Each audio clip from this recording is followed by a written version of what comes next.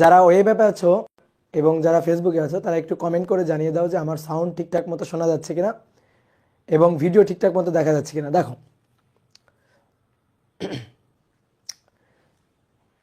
ওকে, clear. Lecture 5 লেখা আছে, আসলে লেকচার 4 হবে, ওটা ভুল করে লেখা হয়ে গেছে, তো সমস্যা নেই। এখানে যেটা দেখতে পাচ্ছ সেটা হবে আজকে, ঠিক আছে? লেকচার কত দেখতে পাচ্ছ বলো? লেকচার 4 দেখতে পাচ্ছ। ওকে, তাহলে সবাইকে শুভেচ্ছা জানাচ্ছি আজকের ক্লাসে। আজকে আমরা নিউটনিয়ান বলবিদ্যা অধ্যায়ের আমরা চতুর্থ ক্লাসটা করব। এর আগে অলরেডি আমরা 3টা ক্লাস করে ফেলছি, আমরা অনেকগুলো টপিক পড়ে ফেলছি এবং অনেক ম্যাথ প্রবলেম আমরা অলরেডি সলভ করে ফেলছি। তো এই অধ্যায়ে অনেক ইম্পর্টেন্ট টপিক আছে। এই অধ্যায়টা ফিজিক্স ফার্স্ট পার্টের ভেক্টরের মতো একটা বেসিক চ্যাপ্টার। তো আমরা এবার আজকের ক্লাসে ভরবেগের সংরক্ষণশীলতা এই টপিকটা পড়বে এবং গতদিন আমরা যেহেতু ভরবেগ এবং বলের ঘাতের সম্পর্ক এই রিলেটেড কয়েকটা ম্যাথ প্রবলেম সলভ করছিলাম, তো তার ধারাবাহিকতায় আমরা আরও 2-1টা ম্যাথ প্রবলেম একটু সলভ করব। তো চলো শুরু করি। দাদা সাউন্ড প্রবলেম হচ্ছে আমার গলাতে প্রবলেম, ঠিক আছে? ডিভাইসে প্রবলেম না, মেবি আমার গলায় একটু প্রবলেম, মানে একটু চাপা শোনা যাচ্ছে তো, তাই না সাউন্ডটা? তো এটা হচ্ছে আমার গলাতে সমস্যা। সাউন্ড প্রবলেম না, সাউন্ড ঠিক আছে। ওকে,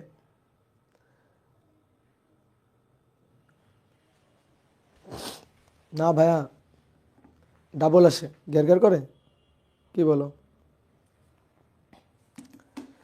সাউন্ড লাইকিং, গলা চেঞ্জ করেন, অন্যজনের ডা লাগান।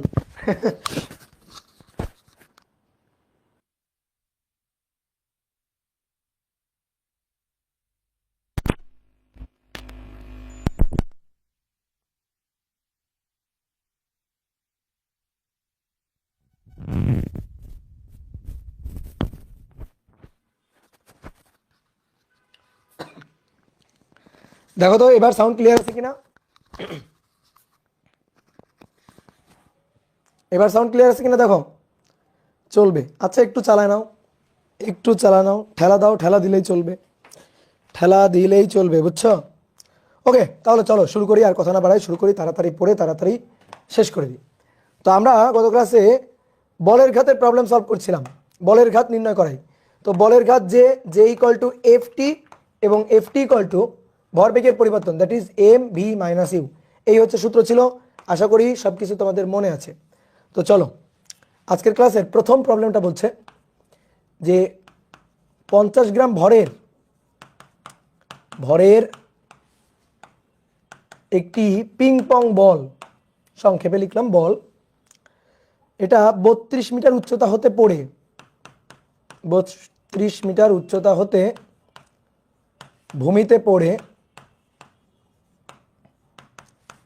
ভূমিতে পড়ে আবার লাফ দিয়ে 5 মিটার উচ্চতায় উঠে যায়, 5 মিটার উচ্চতায় উঠে যায়। বলের ঘাত নির্ণয় করো, দ্য ম্যাগনিটিউড অফ ইম্পালস নির্ণয় করো, এবং বলা হচ্ছে সংঘর্ষকাল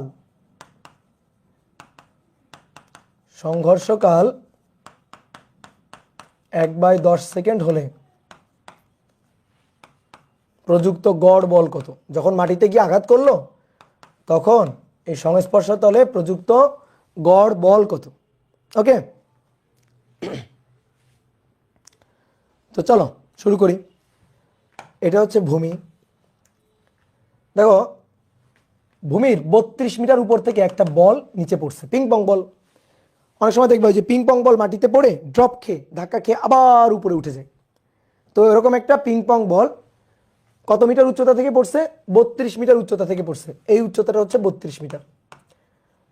32 মিটার উচ্চতা থেকে মাটিতে পড়ে এখানে গিয়ে ধাক্কা লাগে। এবার ধাক্কা লাগার পরে বলটা আবার উঠে যায় উপরে। কতটুকু উচ্চতায় উঠে যায় বলছে? 5 মিটার উচ্চতায় উঠে যায়। এই যে 5 মিটার উচ্চতায় উঠে যায়। তাহলে 32 মিটার উপর থেকে পড়ে এবং 5 মিটার উচ্চতায় উঠে যায়। ওকে, তাহলে বলো 32 মিটার উপর থেকে যে পড়লো, যখন ভূমিতে পড়লো তখন ভূমিতে গিয়ে এভাবে ধাপ করে আঘাত করলো না, এভাবে, এবং এভাবে আঘাত করে থেমে যায়নি, আঘাত করে আবার উপরে উঠে গেছে, তার মানে অবশ্যই একটা বেগ নিয়ে আবার উপরের দিকে উঠে গেছে। তাহলে যখন ভূমিতে গিয়ে পড়লো তখন কত বেগে আঘাত করলো সেইটা আমরা আগে বের করব, তারপরে আঘাত করার পরে কত বেগ নিয়ে উপরের দিকে উঠে গেছে সেইটা আমরা বের করব। তাহলে ভূমিতে আঘাত করার মুহূর্তে এটা আদি বেগ, আর আঘাত করার পরে যখন ব্যাক করতেছে যে বেগ নিয়ে উপর দিকে উঠে যাচ্ছে সেই বেগটা হচ্ছে শেষ বেগ। তাহলে আদি বেগ এবং শেষ বেগ পেয়ে গেলে ভরবেগের পরিবর্তন বের করা খুবই সহজ, আর ভরবেগের পরিবর্তনটাই হচ্ছে বলের ঘাত। তাহলে চলো আমরা আদি বেগ আর শেষ বেগটা বের করব। তাহলে যখন ভূমিতে আঘাত করলো, যে মুহূর্তে গিয়ে ভূমিতে আঘাত করছে সেই মুহূর্তে এই বেগটাই আদি বেগ। তারপরে আঘাত করার পরে যখন উঠে যাচ্ছে, আবার উপরের দিকে উঠে যাচ্ছে, ঊর্ধ্বমুখী ভাবে গতিশীল হচ্ছে, তো আঘাত করার পর মুহূর্তে ঊর্ধ্বমুখী এই যে বেগটা এটা হচ্ছে শেষ বেগ। আঘাত লাগার আগে, আঘাত লাগার পরে, আঘাত লাগার আগের বেগটা আদি এবং পরের বেগটা শেষ। ইউ আর ভি এর পরিচয়টা ভালো করে বুঝবা, সংঘর্ষের আগে আদি, সংঘর্ষের পরে শেষ। ওকে, তাহলে তুমি বের করো তো, এইটুকু অংশ বাদ দাও, এইটুকু অংশ আপাতত ঢেকে রাখি। তুমি আমাকে বলো তো 32 মিটার উপর থেকে একটা বস্তু যদি নিচে পড়ে, ভূমিতে গিয়ে যখন আঘাত করবে তখন কত বেগে আঘাত করবে? এই পয়েন্ট থেকে যখন বস্তুটা পড়ছে তখন তার বেগটা কত ছিল? 0। তাহলে আমরা নর্মালি কি লিখি? V square equal to U square plus 2gh। তো এখানে এই বেগটাকে যেহেতু আমরা ইউ দিয়ে লিখছি, তাহলে শেষ বেগ ইউ স্কোয়ার ইকুয়াল টু আদি বেগ 0। এটা হচ্ছে গতিপথের শেষ বেগ আদি বেগ, কিন্তু আমাদের এই যে সংঘর্ষের আদি বেগ শেষ বেগ, ব্যাপারটা মাথায় রাখিও, বুঝছো? তাহলে যখন ভূমিতে গিয়ে আঘাত করলো তখন ইউ বেগে আঘাত করছে। তাহলে দেখি এই বস্তুটা 32 মিটার উপর থেকে যখন ভূমিতে পড়বে তখন কত বেগে আঘাত করে সেটা একটু চেক করে দেখি। তাহলে u square equal to 0 square plus 2gh। তাহলে অতএব u equal to root over 2g এর মান 9.8 এবং h এর মান 32। তাহলে এখান থেকে ভূমিতে আঘাত করার ঠিক পূর্ব মুহূর্তে বেগটা পাবো 2 × 9.8 × 32। তাহলে আমরা পাচ্ছি এখান থেকে 25.04 মিটার পার সেকেন্ড আদি বেগ। এবার ধাক্কা লাগার পরে আবার বেগ নিয়ে উঠে যাচ্ছে, এই বেগ নিয়ে কত দূর উঠবে? যতক্ষণ না তার বেগ 0 হবে ততক্ষণ সে উপরের দিকে উঠতে থাকবে। তো কত উচ্চতায় উঠছে? 5 মিটার উচ্চতায়। 5 মিটার উচ্চতায় ওঠার পরে তার বেগ হয়ে গেছে 0। তাহলে এই ক্ষেত্রে যদি আমি এই বেগটা বের করতে চাই, তাহলে এইটুকু গতির জন্য এইটা আমার আদি বেগ, এইটা আমার শেষ বেগ। আগে যেমন এইটুকু গতির জন্য এইটা আমার আদি বেগ, এইটা আমার শেষ বেগ ছিল, এবার এইটুকু গতির জন্য এইটা আমার আদি বেগ, এইটা আমার শেষ বেগ। তাহলে দেখো তো ভি স্কোয়ার এটা ইকুয়াল টু এই ভি স্কোয়ার মাইনাস 2gh, যেহেতু উপরের দিকে উঠছে। এখন কি হলো, এটাকেও ভি দিয়ে লিখলাম, এটাকেও ভি দিয়ে লিখলাম। তাহলে তোমার বুঝতে হবে এটা শেষ বেগের ভি, তাহলে এই বেগটাই তো 0 আর কি, 0। তাহলে এটা যদি 0 হয় তাহলে অতএব v equal to root over, দেখো এই 2gh-টাকে এ পাশে আনলাম, তাহলে v equal to root over 2gh। তো এখানে h এর মানটা হচ্ছে 5 মিটার, 2g এর মান 9.8 গুণ 5, তাহলে 98 এর রুট 98, তাহলে 7√2। ওকে, বলো বুঝছো কিনা? খুবই কমন সেন্স। একটা বস্তু ভূমিতে গিয়ে আঘাত করছে, তো কত বেগে গিয়ে আঘাত করলো সেই বেগটা বের করবো। তো 32 মিটার উপর থেকে পড়লে কত বেগে ভূমিতে আঘাত করবে এটা আমরা বের করতে পারবো, এটা গতিবিদ্যা অধ্যায়ের ম্যাথ। তারপরে বলা হচ্ছে যে বস্তুটা আবার খাড়া উপরের দিকে উঠে গেছে, কত মিটার উপরের দিকে উঠে গেছে? 5 মিটার। তাহলে বস্তুটা ভূমি থেকে কত বেগ নিয়ে যাত্রা করলে 5 মিটার উপরে উঠবে সেই বেগটা বের করা যাবে। তাহলে সেই বেগটাও আমরা বের করলাম। তো হয়ে গেল সংঘর্ষের আগের এই বেগটা আদি বেগ, সংঘর্ষের পরে এই বেগটা শেষ বেগ। এবং দুইটা বেগ কিন্তু পরস্পরের বিপরীত দিকে। তাহলে দুইটা বেগ যদি পরস্পরের বিপরীত দিকে হয়, আমি যদি নিচের দিকটাকে মাইনাস ডিরেকশনে ধরি আর উপরের দিকটাকে যদি প্লাস ডিরেকশনে ধরি, তাহলে ভিটা প্লাস ইউটা কিন্তু মাইনাস। তাহলে ভরবেগের পরিবর্তন যে, এটাই বলের ঘাত, m V minus u. M এর মান 50 গ্রাম, 50 গুণ 10⁻³ ভি এর মান উপরের দিকে, সো প্লাস 7√3 মাইনাস ইউ এর মান নিচের দিকে ধরছি মাইনাস, তাহলে এটা মাইনাস হবে। তাহলে মাইনাস 25 এটা কিন্তু সূত্রের মাইনাস 25.04 এত মিটার পার সেকেন্ড। তাহলে আসো এবার হিসাব করি, 7√2 মাইনাসে মাইনাসে প্লাস 25.04, যা হবে এর সাথে গুণ 50 এক্সপোনেনশিয়াল ফাংশন -3, তাহলে 1.7469 এত কেজি মিটার পার সেকেন্ড বা নিউটন সেকেন্ড। ওকে, এবার আমাদের বের করতে বলছে যে যদি সংঘর্ষকাল, ভূমির সাথে সংঘর্ষকাল যদি 1/10 সেকেন্ড হয় তাহলে প্রযুক্ত বলের মান কত, এফ কত? তাহলে F equal to J divided by T, কারণ J equal to F T. এই তো হয়ে গেল। তাহলে 1.7469 ডিভাইডেড বাই সংঘর্ষকাল 1/10 সেকেন্ড। তাহলে সংঘর্ষকাল 1/10 সেকেন্ড মানে 17.469 নিউটন। এটাই হচ্ছে ভূমির উপর প্রযুক্ত গড় বল। কত সহজ না? বুঝতে পারছি আমরা?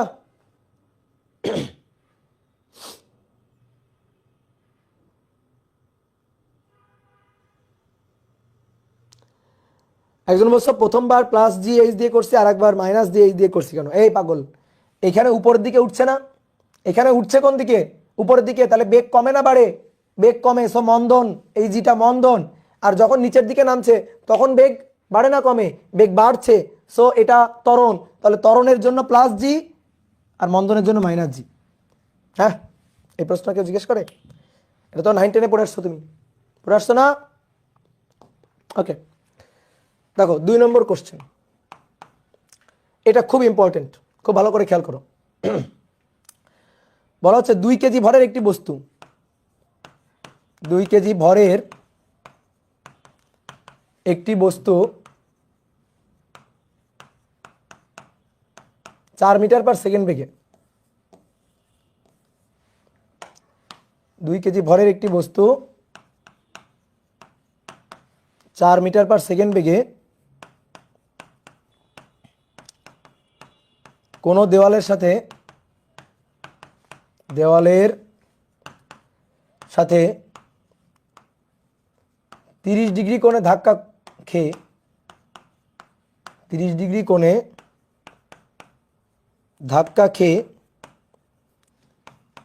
আবার একই বেগে একই কোণে আবার একই বেগে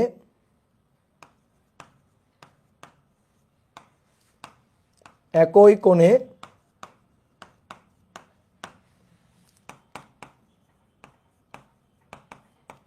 বিপরীত দিকে ফিরে যায়, বিপরীত দিকে ফিরে যায়, তাহলে প্রযুক্ত বলের ঘাত কত? দ্য ম্যাগনিটিউড অফ ইম্পালস কত? খুবই সুন্দর একটা কোশ্চেন। তাহলে দেখো আমি একটু চিত্র এঁকে দিই। এখানে কোনো মতে বাংলা কথাটা লেখা আছে, এটাকে আর একটু সুন্দর করে চিত্র এঁকে দিই। দেখো এটা হচ্ছে একটা দেওয়াল, একটা দেওয়াল। তুমি আগে আঁকবা না, আমি একটু 3D চিত্র আঁকার ট্রাই করছি আর কি।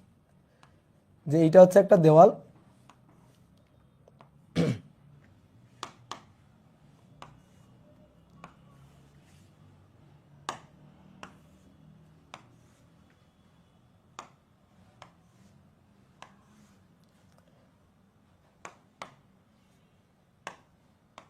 এটা হচ্ছে একটা দেওয়াল। তো কি করা হয়েছে, একটা বল ছোড়া হয়েছে দেওয়ালটাকে লক্ষ্য করে। তো বলটা ছোড়া হয়েছে দেওয়ালের সাথে, বলটা ছোড়া হয়েছে দেওয়ালের সাথে 30 ডিগ্রি কোণে।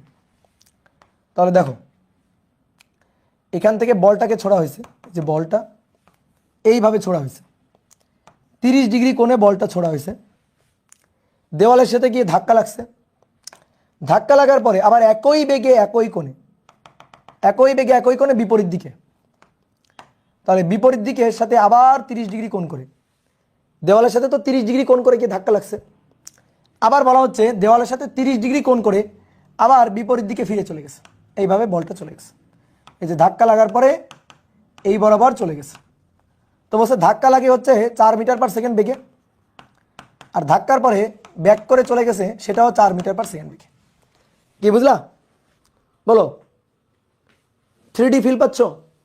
এটা একটা দেওয়াল, আমি এই দেওয়ালটাকে লক্ষ্য করে এইভাবে বলটা ছুড়ে দিছি, 30 ডিগ্রি কোণে ধাক্কা লাগছে, ধাক্কা লাগার পর আবার এইদিকে দেওয়ালের সাথে আবার 30 ডিগ্রি করে একই বেগ নিয়ে চলে গেছে। তাহলে আমাদের এখন বলছে নাও এই দেওয়ালের সাথে যে ধাক্কা লাগলো, সংঘর্ষ লাগলো, তো এইখানে বলের ঘাত নির্ণয় করো, দ্য ম্যাগনিটিউড অফ ইম্পালস নির্ণয় করো। তো পারবো কি না? হ্যাঁ পারবো, খুবই সহজ ম্যাথ, পারবো। তাহলে কিভাবে করতে হবে দেখি। ওকে, তাহলে দেখো এটা তো 3D চিত্র, এটা হচ্ছে এই যে টপ ভিউ, উপর থেকে দেখে আঁকা আর কি। তো এটাকে আমরা আমাদের মতো করে একটু নর্মাল করে চিত্রটা আঁকি। মনে করো টপ ভিউ, তুমি উপরে বসে আসছো, এই দেওয়ালের উপরে তুমি বসে আসছো। হ্যাঁ, তো দেওয়ালের উপর বসে তুমি যেটা দেখতেছো আমরা সেটা আঁকবো। দেওয়ালের উপর বসে তুমি যেটা দেখতেছো, এই যে দেওয়ালটা, এটা হচ্ছে দেওয়ালের লম্ব রেখা। ওকে, তাহলে বলটাকে ছুড়ে দেওয়া হয়েছে, এই যে বলটা, এটা হচ্ছে টপ ভিউ, উপর থেকে দেখা হচ্ছে। তো এখানে গিয়ে বলটা আঘাত করছে, আঘাত করছে, আঘাত করার পরে আবার এই দিক বরাবর চলে গেছে, আবার এই দিক বরাবর চলে গেছে। ওকে, তাহলে কত বেগে আঘাত করছে? 4 মিটার পার সেকেন্ড বেগে। তো এটা আমার ইউ আদি বেগ। এই কোণটা 30 ডিগ্রি, এই কোণটা 30 ডিগ্রি। কত বেগে চলে গেল? ভি শেষ বেগ, মানটা কত? 4 মিটার পার সেকেন্ড। দেখো এর আগে যে ম্যাথগুলো আমরা করছিলাম, এর আগে যে আমরা ম্যাথগুলো করছিলাম সেগুলো হচ্ছে একমাত্রিক ক্ষেত্রের ম্যাথ, কিন্তু এটা হচ্ছে দ্বিমাত্রিক ক্ষেত্রের একটা ম্যাথ।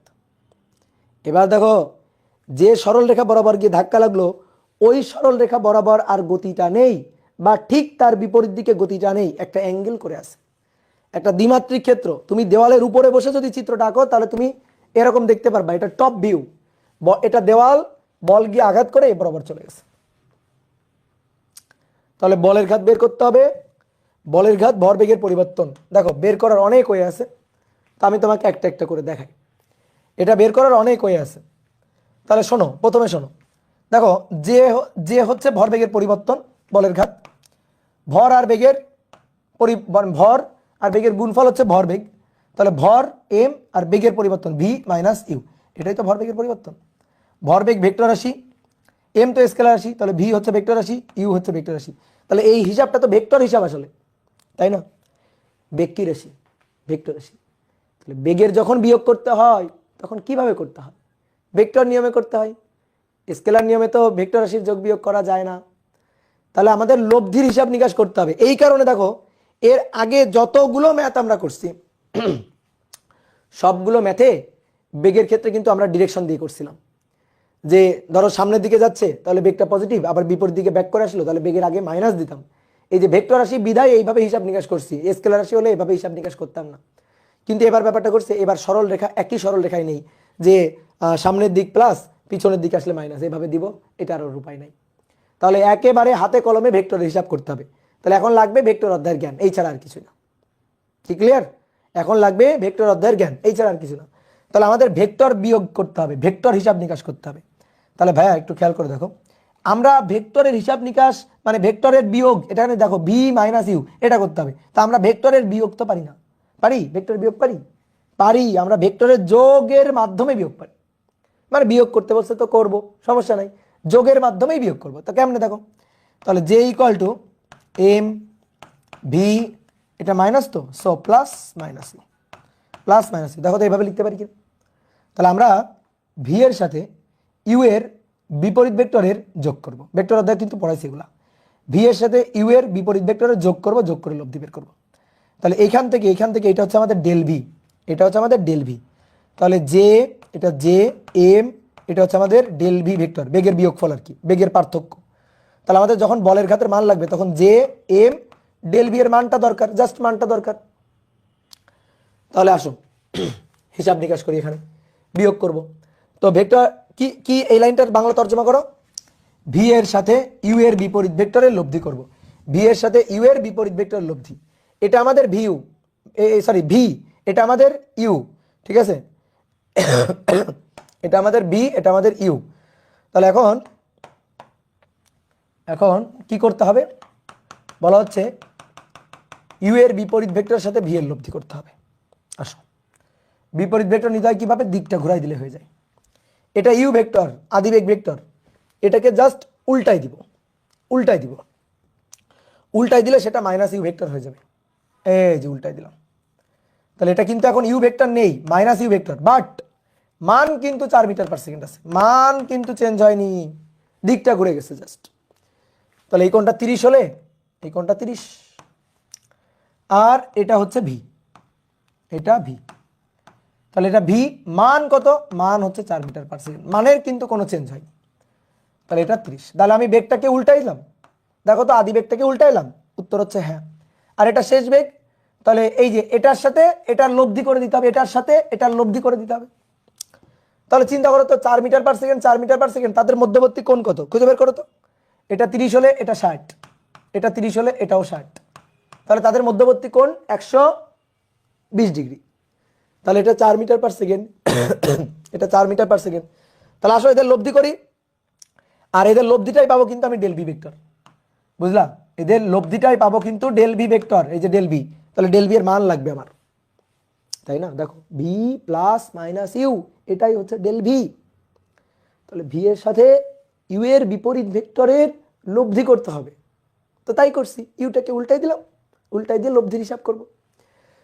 তাহলে ডেল ভি এটা equal to root over 4 plus 4 plus 4 2 into 4 cos 60 120 degree, 60 120 degree. Okay, তাহলে আসো এখান থেকে আসবে 4 metre per second, 4 metre per second. এটা আমরা জানতাম, তুমি তো হিসাব করে ফেললা, এটার আমি উত্তর জানতাম আগে থেকে। এটা যে 4 হবে, কিভাবে এটা 4 হবে? এটা যে 4 হবে, এটা কিভাবে 4 হবে? দুটি সমান মানের ভেক্টর, সমান মানের ভেক্টর, তাদের মধ্যবর্তী কোণ 120 ডিগ্রি হলে, দুটি সমান মানের ভেক্টরের মধ্যবর্তী কোণ 120 ডিগ্রি হলে, ঠুটস্থ কথা, ভেক্টর অধ্যায়ে পড়েছি তোমার, তাদের লব্ধির মানও হয় সমান। তাহলে দুটি সমান মানের ভেক্টর মধ্যবর্তী কোণ 120 ডিগ্রি হলে লব্ধির মানও হবে তাদের মানেরই সমান।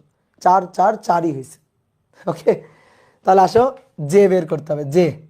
তাহলে এম, এই দেখো এম ডেল ভি এর মান, ঠিক আছে, এম ডেল ভি ভেক্টরের মান, এম এর মান 2 কেজি আর ডেল ভি এর মান 4। তাহলে the magnitude of impulse is 4 kg metre per second, the magnitude of impulse is 4 kg metre per second. Done হয়ে গেল। তাহলে এটা হচ্ছে একটা নিয়ম। এবার আর একটা কি নিয়মে করা যায়? ভেক্টরের উপাংশ বিভাজন দিয়ে করা যায়, ভেক্টরের উপাংশ বিভাজন দিয়ে করা যায়। তাহলে চলো তো আমরা ভেক্টর উপাংশ বিভাজন দিয়ে করতে পারি কিনা। ঠিক আছে, অনেকে মনে করো অনেক অনেক জায়গায় মানে যে কোনো একটা ভাবে তুমি সলভ দেখো। আসলে তোমাদের যে সমস্যাটা হয় সেটা হচ্ছে তোমরা বইয়ের সলভ তাড়াতাড়ি দেখে ফেলো, একটা প্রবলেম নিজে করার আগে, নিজে চিন্তা ভাবনা করে ভাবার আগে বইয়ে, গাইডে, টেস্ট পেপারে বিভিন্ন জায়গায় কি সলভ করছে এটা দেখে ফেলো। এই কারণে তুমি কি করো, নিজের মাথা থেকে কোনো চিন্তা আসে না, তুমি ওই বইয়ের সলভটা দেখে নিজে নিজে মনে করো যে করো। অনেকে ভাবো কি আমি বইয়ের সলভ দেখে তো বুঝে গেছি, আসলে বইয়ের সলভ দেখে বুঝলেও তুমি মুখস্থ করছো, ঠিক আছে, বুঝলেও তুমি মুখস্থ করছো। তাহলে চলো এবার অর, ওই ম্যাথটাই করবো, অর অন্য আরেকটা প্রসেস। ওকে, এটা হচ্ছে দেওয়াল, দেওয়ালের উলম্ব রেখা। তাহলে এটা হচ্ছে বলটা দেওয়ালের সাথে কি ধাক্কা লাগলো 4 মিটার পার সেকেন্ড বেগে, এটা 4, এটা আমাদের ইউ, এই কোণটা 30। আবার যখন ব্যাক করছে তখন 4 মিটার পার সেকেন্ড বেগেই ব্যাক করছে, এই কোণটা 30 ডিগ্রি নিয়ে। ওকে, তাহলে আসো দেখো আমরা কি করব। তোমরা যেহেতু প্রজেক্টাইল মোশন করছো, দ্বিমাত্রিক গতি পড়ছো, তো ভাই তোমরা দ্বিমাত্রিক গতিতে কি কাজ করছো? দ্বিমাত্রিক গতিতে যখন হিসাব নিকাশ করছো, প্রজেক্টাইল মোশনের যখন হিসাব নিকাশ করছো, তখন এক্স অক্ষ বরাবর এবং ওয়াই অক্ষ বরাবর কম্পোনেন্ট মানে উপাংশে বিভাজন করে হিসাব করছো না? একবার এক্স অক্ষের হিসাব, একবার ওয়াই অক্ষের হিসাব, আদি বেগ মানে একবার এক্স অক্ষ বরাবর নিয়ে তারপরে শেষ বেগ সরণ বের করছো, আদি বেগ ওয়াই অক্ষ বরাবর নিয়ে ত্বরণ ওয়াই অক্ষ বরাবর নিয়ে তারপর ওয়াই অক্ষ বরাবর শেষ বেগ সরণ বের করছো না? তাহলে আমরা যদি দ্বিমাত্রিক গতি পারি তাহলে কেউ আমাদের আর কোনো প্রবলেমে ঠেকায় রাখতে পারবে না। তাহলে আমি কি করব, ইউকে দুটো উপাংশে ভেঙে ফেলবো, এক্স অক্ষ ওয়াই অক্ষ দুইটা উপাংশে ভেঙে ফেলবো, আমি ভিকে দুইটা উপাংশে ভেঙে ফেলবো। তো চলো ভেঙে ফেলি। এটা ইউ আছে, তাহলে এর এই একটা উপাংশ আর এই একটা উপাংশ, দেখো ভিকে দুইটা উপাংশে ভাঙলাম, দেখো অনেকে উপাংশ বা বিভাজন বোঝে না। এই ভি সরি ইউকে দুটো উপাংশে, এই ইউকে দুটো উপাংশ, তারপরে এই যে ভিকে দুটো উপাংশে ভেঙে ফেলবো, এইভাবে দুটো উপাংশ। তাহলে এই কোণটা 30 হলে এই কোণটা যদি 30 হয়, এই কোণটা যদি 30 হয়, এই কোণটাও কিন্তু ভাইয়া 30, ঠিক আছে। তাহলে ইউ এর মান 4, ইউ এর মান 4। তাহলে এদিক বরাবর 4 cos 30, এদিক বরাবর 4 sin 30। কি করলাম, ইউকে আমরা দুটো উপাংশে ভেঙে নিলাম, যার সাথে কোণ তার সাথে কজ। অনেকে আবার ভাবে অনুভূমিক কেমন হয় কজ হবে, এরকম যদি ভাবো তাহলে মাইট দিব, যেহেতু আমার কাছে ভেক্টর পড়ছে আমি এগুলো কিন্তু ক্লিয়ার করে দিছি। তাহলে এটা ইউ এর মান 4, তাহলে 4 যার সাথে কোণ সেই দিকটা হবে কজ উপাংশ, যার সাথে কোণ নেই সেই দিকটা হবে সাইন উপাংশ। তাহলে ইউ এটা যদি ইউ 4 হয় তাহলে ভাইয়া এটা ইউ এর এক্স অক্ষ বরাবর উপাংশ, আর এটা হচ্ছে ইউ ওয়াই, ইউ এর ওয়াই অক্ষ বরাবর উপাংশ। ওকে, এবার 4 metre per second, 4 metre per second, এই 4 মিটার পার সেকেন্ড এইটাকে দুটো উপাংশে ভেঙে ফেলি। চলো এইটাকে দুইটা উপাংশে ভেঙে ফেলি। এদিক বরাবর একটা উপাংশ, এদিক বরাবর একটা উপাংশ, আর এই দিক বরাবর একটা উপাংশ। এটা যদি 30 হয় তাহলে এইটা 30। ওকে, তাহলে এবার 4 metre per second, 4 metre per second এর দুটো উপাংশ, তাহলে এটা 4 cos 30 আর এদিকে 4 sin 30।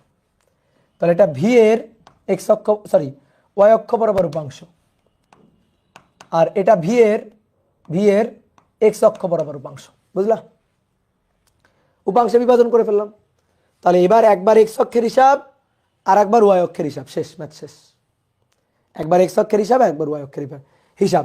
এই ইউ কিন্তু আর বেঁচে নেই, এই ভি কিন্তু আর বেঁচে নেই, এরা কিন্তু মরে গেছে। কেন? কারণ এদের তো উপাংশে বিভাজন করে ফেলছি, এদের উপাংশে বিভাজন করে ফেলছি, তাহলে এরা আর নাই। তাহলে এখন দেখো, এখন এক্স অক্ষ বরাবর যদি হিসাব করি, এই চিত্রটা তোমার আঁকতে হবে না, আমি একটু কম পারি বিদায় আঁকছি, তুমি এই চিত্রটা আঁকবা না। দেখো এখন আমি এক্স অক্ষ বরাবর বলের ঘাতটা হিসাব করবো, জাস্ট এক্স অক্ষ বরাবর, এক্স অক্ষ বরাবর। তাহলে আমি এক্স অক্ষ বরাবর বেগটা আঁকবো। তাহলে তুমি একটা জিনিস খেয়াল করো তো, এক্স অক্ষ বরাবর এই যে ভি এক্স, এই দেখো ভি এক্স, এক্স অক্ষ বরাবর শেষ বেগ। তাহলে ভি এক্স কোন দিকে? ভি এক্স হচ্ছে এই দিক বরাবর। কত? এটা 4 sin 30 ডিগ্রি। ঠিক আছে, এটা রাফ, কিন্তু এটা আমি মুছে দিব একটু পরে। এটা হচ্ছে ভি এক্স, আর এটা ইউ এক্স হচ্ছে এই দিক বরাবর। দেখো এক্স অক্ষের এই দিক বরাবর। তাহলে ইউ এক্স এটা হচ্ছে 4 sin 30 ডিগ্রি। বুঝছো? এবার এটা এক্স অক্ষের ধনাত্মক দিকে, তাহলে এটার পজিটিভ চিন্তা করলাম। এটা ঋণাত্মক দিকে, সেটার নেগেটিভ চিন্তা করলাম। তাহলে ভরবেগের পরিবর্তন এক্স অক্ষ বরাবর m v x minus u x. এই যে মানে এই সূত্রটা আমি এক্স অক্ষ বরাবর লিখলাম। দেখো যে এক্স অক্ষ বরাবর ভরবেগের পরিবর্তন, এক্স অক্ষ বরাবর বলের ঘাত, এক্স অক্ষ বরাবর ভরবেগের পরিবর্তন, মান বসাই দিব। এম এর মান কত? 2 কেজি। ভি এক্স, তো ভি এক্স এর মান কত? এইটা কোন দিকে? প্লাসের দিকে। ওকে, তাহলে 4 sin 30। তারপরে মাইনাস ইউ এক্স কত? এইটা কোন দিকে? মাইনাসের দিকে। তাহলে -4 sin 30, -4 sin 30, এই হচ্ছে হিসাব। তাহলে 2 4 sin 30, sin 30 1/2, তাহলে 2 মাইনাসে মাইনাসে প্লাস, তারপর sin 30 1/2, তাহলে এখানে 2, তাহলে 2 প্লাস 2 4, 4 দুগুণে 8, এই যে শেষ অ্যান্সার। বুঝলা? এক্স অক্ষ বরাবর হিসাব। ঠিক একইভাবে আবার ওয়াই অক্ষ বরাবর হিসাব করতে হবে। এবার ওয়াই অক্ষ বরাবর বেগ নিয়ে হিসাব করতে হবে। তো কথা হচ্ছে কি, আমরা তো বড় হয়েছি না, একটু বুদ্ধি থাকতে হবে এখন আমাদের। তাহলে আমরা নতুন করে আবার কেন চিত্র আঁকতে যাবো? এখানেই করে ফেলবো, কোনো সমস্যা নেই তো, এই চিত্রেই করে ফেলবো। এই দিকটারে যদি আমি পজিটিভ দিক ধরি, তাহলে যারা যারা এই দিকে তারা হচ্ছে নেগেটিভ। উপরের দিকটারে যদি আমি পজিটিভ দিক ধরি, উপরের দিকটা যদি পজিটিভ চিন্তা করি, তাহলে যারা যারা নিচের দিকে তারা হচ্ছে নেগেটিভ। বুঝলা? ওয়াই অক্ষের পজিটিভ, ওয়াই অক্ষের নেগেটিভ, এক্স অক্ষের পজিটিভ, এক্স অক্ষের নেগেটিভ। তাহলে আসো এবার যে এক্স অর্থাৎ এক্স অক্ষ বরাবর বলের ঘাত, তাহলে ভাইয়া এক্স অক্ষ বরাবর ভরবেগের পরিবর্তন m v x minus u x. তাহলে এম এর মান 2 কেজি। আসো এবার ভি এক্স, এই যেটা হচ্ছে ভি এক্স কোন দিকে? এদিকে। তাহলে ভাইয়া এটা পজিটিভ মান, আর এটা হচ্ছে ইউ এক্স এইদিকে, সো এটা তাহলে নেগেটিভ মান। তাহলে মান দুইটা এখানে বসাই দিব। 4 sin 30 মাইনাস, এটা সূত্রের মাইনাস, ইউ এক্স এই যে মাইনাস, তাহলে মাইনাসে মাইনাসে প্লাস হয়ে গেল। তাই না? একবারে করে দিই, মাইনাসে মাইনাসে প্লাস হয়ে গেল। তাহলে 4 sin 30 1/2, sin 30 1/2, তাহলে 2 + 2 4, 4 দুগুণে 8 কেজি মিটার পার সেকেন্ড। কিন্তু এটা কিন্তু অ্যান্সার এখনো আসে নাই, ঠিকঠাক অ্যান্সার এখনো আসে নাই, ঠিকঠাক অ্যান্সার এখনো আসে নাই। এবার ওয়াই অক্ষ বরাবর তুমি শুধু কেন এক্স অক্ষ বরাবর হিসাব করবা? ওয়াই অক্ষ বরাবর কি দোষ করছে? ওয়াই অক্ষ বরাবরও হিসাব করতে হবে। তাহলে M V Y minus U Y, উপাংশে বিভাজন করে একবার এক্স অক্ষের হিসাব, একবার ওয়াই অক্ষের হিসাব। এম এর মান 2 কেজি। এইবার আসো ভি ওয়াই, দেখো ভি ওয়াইটা উপরের দিকে, সো এটা পজিটিভ। এবার আসো এইদিকে দেখো, মজার ব্যাপার এখানে দেখো, ইউ ওয়াই কোন দিকে? উপরের দিকে, সো এটাও পজিটিভ। নিচের দিকে না কিন্তু, ইউ ওয়াইটা কিন্তু উপরের দিকে, সো এটা পজিটিভ। তাহলে ভি ওয়াই এর মান 4 cos 30 মাইনাস ইউ ওয়াই এর মান 4 cos 30, এটা সূত্রের মাইনাস, এটাও যায়, এটাও তাই বিয়োগ করলে কত? 0। ওয়াই অক্ষ বরাবর ভরবেগের কোনো পরিবর্তন হয়নি। তাহলে বলের ঘাত J equal to root over J x square, এই যে এক্স অক্ষ বরাবর J x square J y square, বলের ঘাতের লব্ধি বলের ঘাত আর কি। তাহলে এটা হচ্ছে 8 স্কোয়ার প্লাস 0 স্কোয়ার, তার মানে 8 kg metre per second, 8 kg metre per second. এটা হচ্ছে বলের ঘাত। ওকে, বুঝতে পারছো? গুড। তাহলে এইভাবে হিসাব করেও দেখো 8 আসছে। এখন কারো যদি এটা ভালো লাগে তুমি করবা এটা, কারো যদি এটা ভালো লাগে তাহলে সেইটা করবে। তবে আমার কাছে এটাই সহজ, এটা সহজ লাগছে আমার কাছে। ঠিক আছে, তোমার কাছে যদি এটা সহজ লাগে তুমি করবা, কোনো সমস্যা নেই। উপাংশে বিভাজন করে ফেলবা, উপাংশে বিভাজন করলে ম্যাথ শেষ। ফার্স্টেরটা ইজি, ইয়েস আমার কাছেও ফার্স্টেরটা ইজি লাগে। ঠিক আছে, তোমাদের কাছেও ফার্স্টেরটা ইজি লাগবে, স্বাভাবিক। ওকে, এবার দেখো, এবার আরেকটা মেথড আছে, সেটা হচ্ছে ভেক্টর মেথড। ঠিক আছে, তো সবাই ভেক্টর মেথডে অভ্যস্ত না, কিন্তু ভেক্টর মেথড এটা সবচেয়ে ইজি, বুঝছো? দাঁড়াও দাঁড়াও, চিল্লাপাল্লা করো না। ভেক্টর মেথড এটা সবচেয়ে ইজি। ঠিক আছে, ভেক্টর মেথড। তাহলে আর একটা মেথড আছে, কি মেথড? Vector method. তাহলে একটু সাইডে সরাই, একটু ভেক্টর মেথডটা দেখাই দিই নাকি, নাকি পরের পৃষ্ঠে যাব? অর নাও, শুরু যখন করছি শেষ করেই ছাড়বো, নাও। অর, তোমাদের আর আলাদা চিত্র আগে লাগবে না আর কি আঁকা। ঠিক আছে, আমি ছোট মানুষ, আমি কম পারি, তাই আমি চিত্র আঁকি। তোমরা তো বড় মানুষ, তোমরা তো বেশি পারো। ঠিক আছে, তোমরা তো সেই ট্যালেন্ট, সো তোমাদের আঁকা লাগবে না। দেখো, এই বরাবর গিয়ে ধাক্কা লাগছে, তারপরে ধাক্কা লাগার পরে এই বরাবর চলে গেছে, এই বরাবর চলে গেছে কত বেগে? 4 মিটার পার সেকেন্ড বেগে। ওকে, তাহলে তুমি ভেক্টর ফরম্যাটে করতে চাও, একেবারে ভেক্টর ফরম্যাটে। তাহলে এই কোণটা 30, এই কোণটা 30। তাহলে ভেক্টর ফরম্যাটে করা মানে কি? ওই উপাংশে বিভাজনই করা আসলে। এটা 30, এটা যদি 30 ডিগ্রি হয়, সো এটা 30 ডিগ্রি, এটা 30 ডিগ্রি। ওকে, তাহলে এটাকে দুইটা উপাংশে ভাঙবো আর কি। ঠিক একইভাবে এইখানেও তাই, দুইটা উপাংশে ভাঙবো, এটা 30, এটা 30, দুইটা উপাংশে ভাঙবো। তাহলে এটা Vx 4, এটা cos 4 cos 30, 4 cos 30, আর এটা 4 sin 30, sin 30। এদিকে 4, ইউ এর মান কত? 4, এই যে ইউ এর মান 4। তাহলে 4কে এটাকে উপাংশে ভাঙলে 4 cos 30, 4 sin 30। এবার তুমি একটা কাজ করো, ভেক্টর বানাও। এই দিক তো ভাই আমাদের এক্স অক্ষ, এই দিক কি আমাদের এক্স অক্ষ, আর এদিক কি আমাদের মাইনাস এক্স অক্ষ, এদিকে আমাদের প্লাস ওয়াই অক্ষ, এদিক কি আমাদের মাইনাস ওয়াই অক্ষ, বুঝলা? এই যে এখানে একটু মার্ক করে রাখি, এদিকে আমাদের প্লাস এক্স অক্ষ, প্লাস এক্স অক্ষ। তাহলে এদিক বরাবর যারা তারা মাইনাস এক্স অক্ষ, এদিক বরাবর যারা তাহলে প্লাস ওয়াই অক্ষ, তাহলে এদিক বরাবর যারা থাকবে তারা মাইনাস ওয়াই অক্ষ। ঠিক আছে, তাহলে আসো, তাহলে এটা আমার শেষ বেগ ভি, এটা আমার শেষ বেগ ভি। তাহলে ভি কে ভেক্টর ফরম্যাটে বানাবো, ভি ইকুয়াল টু দেখো, ভি ইকুয়াল টু এটা এক্স অক্ষের ধনাত্মক দিকে, তাহলে 4 sin 30 I cap. Okay, plus plus এইটা ওয়াই অক্ষের দিকে, তাহলে 4 cos 30 জে ক্যাপ, এত মিটার পার সেকেন্ড। এবার ইউ কে ভেক্টর ফরম্যাট বানাবো, ইউ। তাহলে ইউ হচ্ছে এটা 4 এদিক বরাবর এক্স অক্ষের ঋণাত্মক দিক, তাহলে -4 sin 30 আই ক্যাপ। ওকে, ঠিক আছে, এটা ওয়াই অক্ষ বরাবর উপরের দিকে, তাহলে +4 প্লাস কিন্তু উপরের দিকে যেহেতু প্লাস, তাহলে +4 cos 30 জে ক্যাপ। ওকে, তাহলে আমাদের লাগবে ভরবেগের পরিবর্তন জে, এটা হচ্ছে m V minus u, vector ফরম্যাটে একেবারে দেখো উপরে সবগুলোর উপরে ভেক্টর চিহ্ন আছে। তাহলে এম এর মান কত? এম এর মান 2 কেজি, ভি হচ্ছে এটা, তাহলে 4 sin 30, তো 4 sin 30 আই ক্যাপ, একবারে লিখি 4 sin 30 মানটা একবারে লিখে আসো, 4 sin 30 মানে হাফ, তার মানে 2 আই ক্যাপ। তারপরে cos 30 মানে √3/2, √3/2, তার মানে 2√3, তাহলে plus 2√3 J cap. Line gap দেওয়া শিখতে হবে, তুমি বড় হয়েছো না এখন। এটা কিন্তু মাইনাস ইউ, এই যে মাইনাস ইউ এটা, তাহলে এটা যদি বিয়োগ করি, দাঁড়াও একটা লাইন একটু গ্যাপ দিই, মানে গ্যাপ না দিই আর কি। এই যে এটা ভি বসালাম, এটা ভিটা বসালাম, এবার ইউটা বসাবো, তাহলে ইউ তো এটা, তাহলে ইউ হচ্ছে মাইনাস, এটা সূত্রের মাইনাস, আর এই যে মাইনাস 4 sin 30, তাহলে -2 আই ক্যাপ, আর cos 30 √3/2, তাহলে +2 √3 জে ক্যাপ এত, তাহলে 2 দেখো এটা যোগ করে দিয়ে আসো, 2i ক্যাপ 2√3 জে ক্যাপ মাইনাসে মাইনাসে plus 2i cap minus 2√3 J cap. তাহলে এইটা আর এইটা না করছে, তাহলে 2 2 4, তাহলে 2 2 4 2 ইন্টু 4i ক্যাপ, তাহলে 4 দুগুণে 8 8i ক্যাপ। তাহলে এটা হচ্ছে একেবারে ভেক্টর ফরম্যাটে চলে আসছে, এত কেজি মিটার পার সেকেন্ড অথবা এত নিউটন সেকেন্ড। আমি দা ম্যাগনিটিউড অফ ইম্পালস চাই, দ্য ম্যাগনিটিউড অফ ইম্পালস অর্থাৎ বলের ঘাতের মান, বলের ঘাতের মান 8 কেজি মিটার পার সেকেন্ড, বলের ঘাতের মান 8 কেজি মিটার পার সেকেন্ড। বুঝতে পারছো?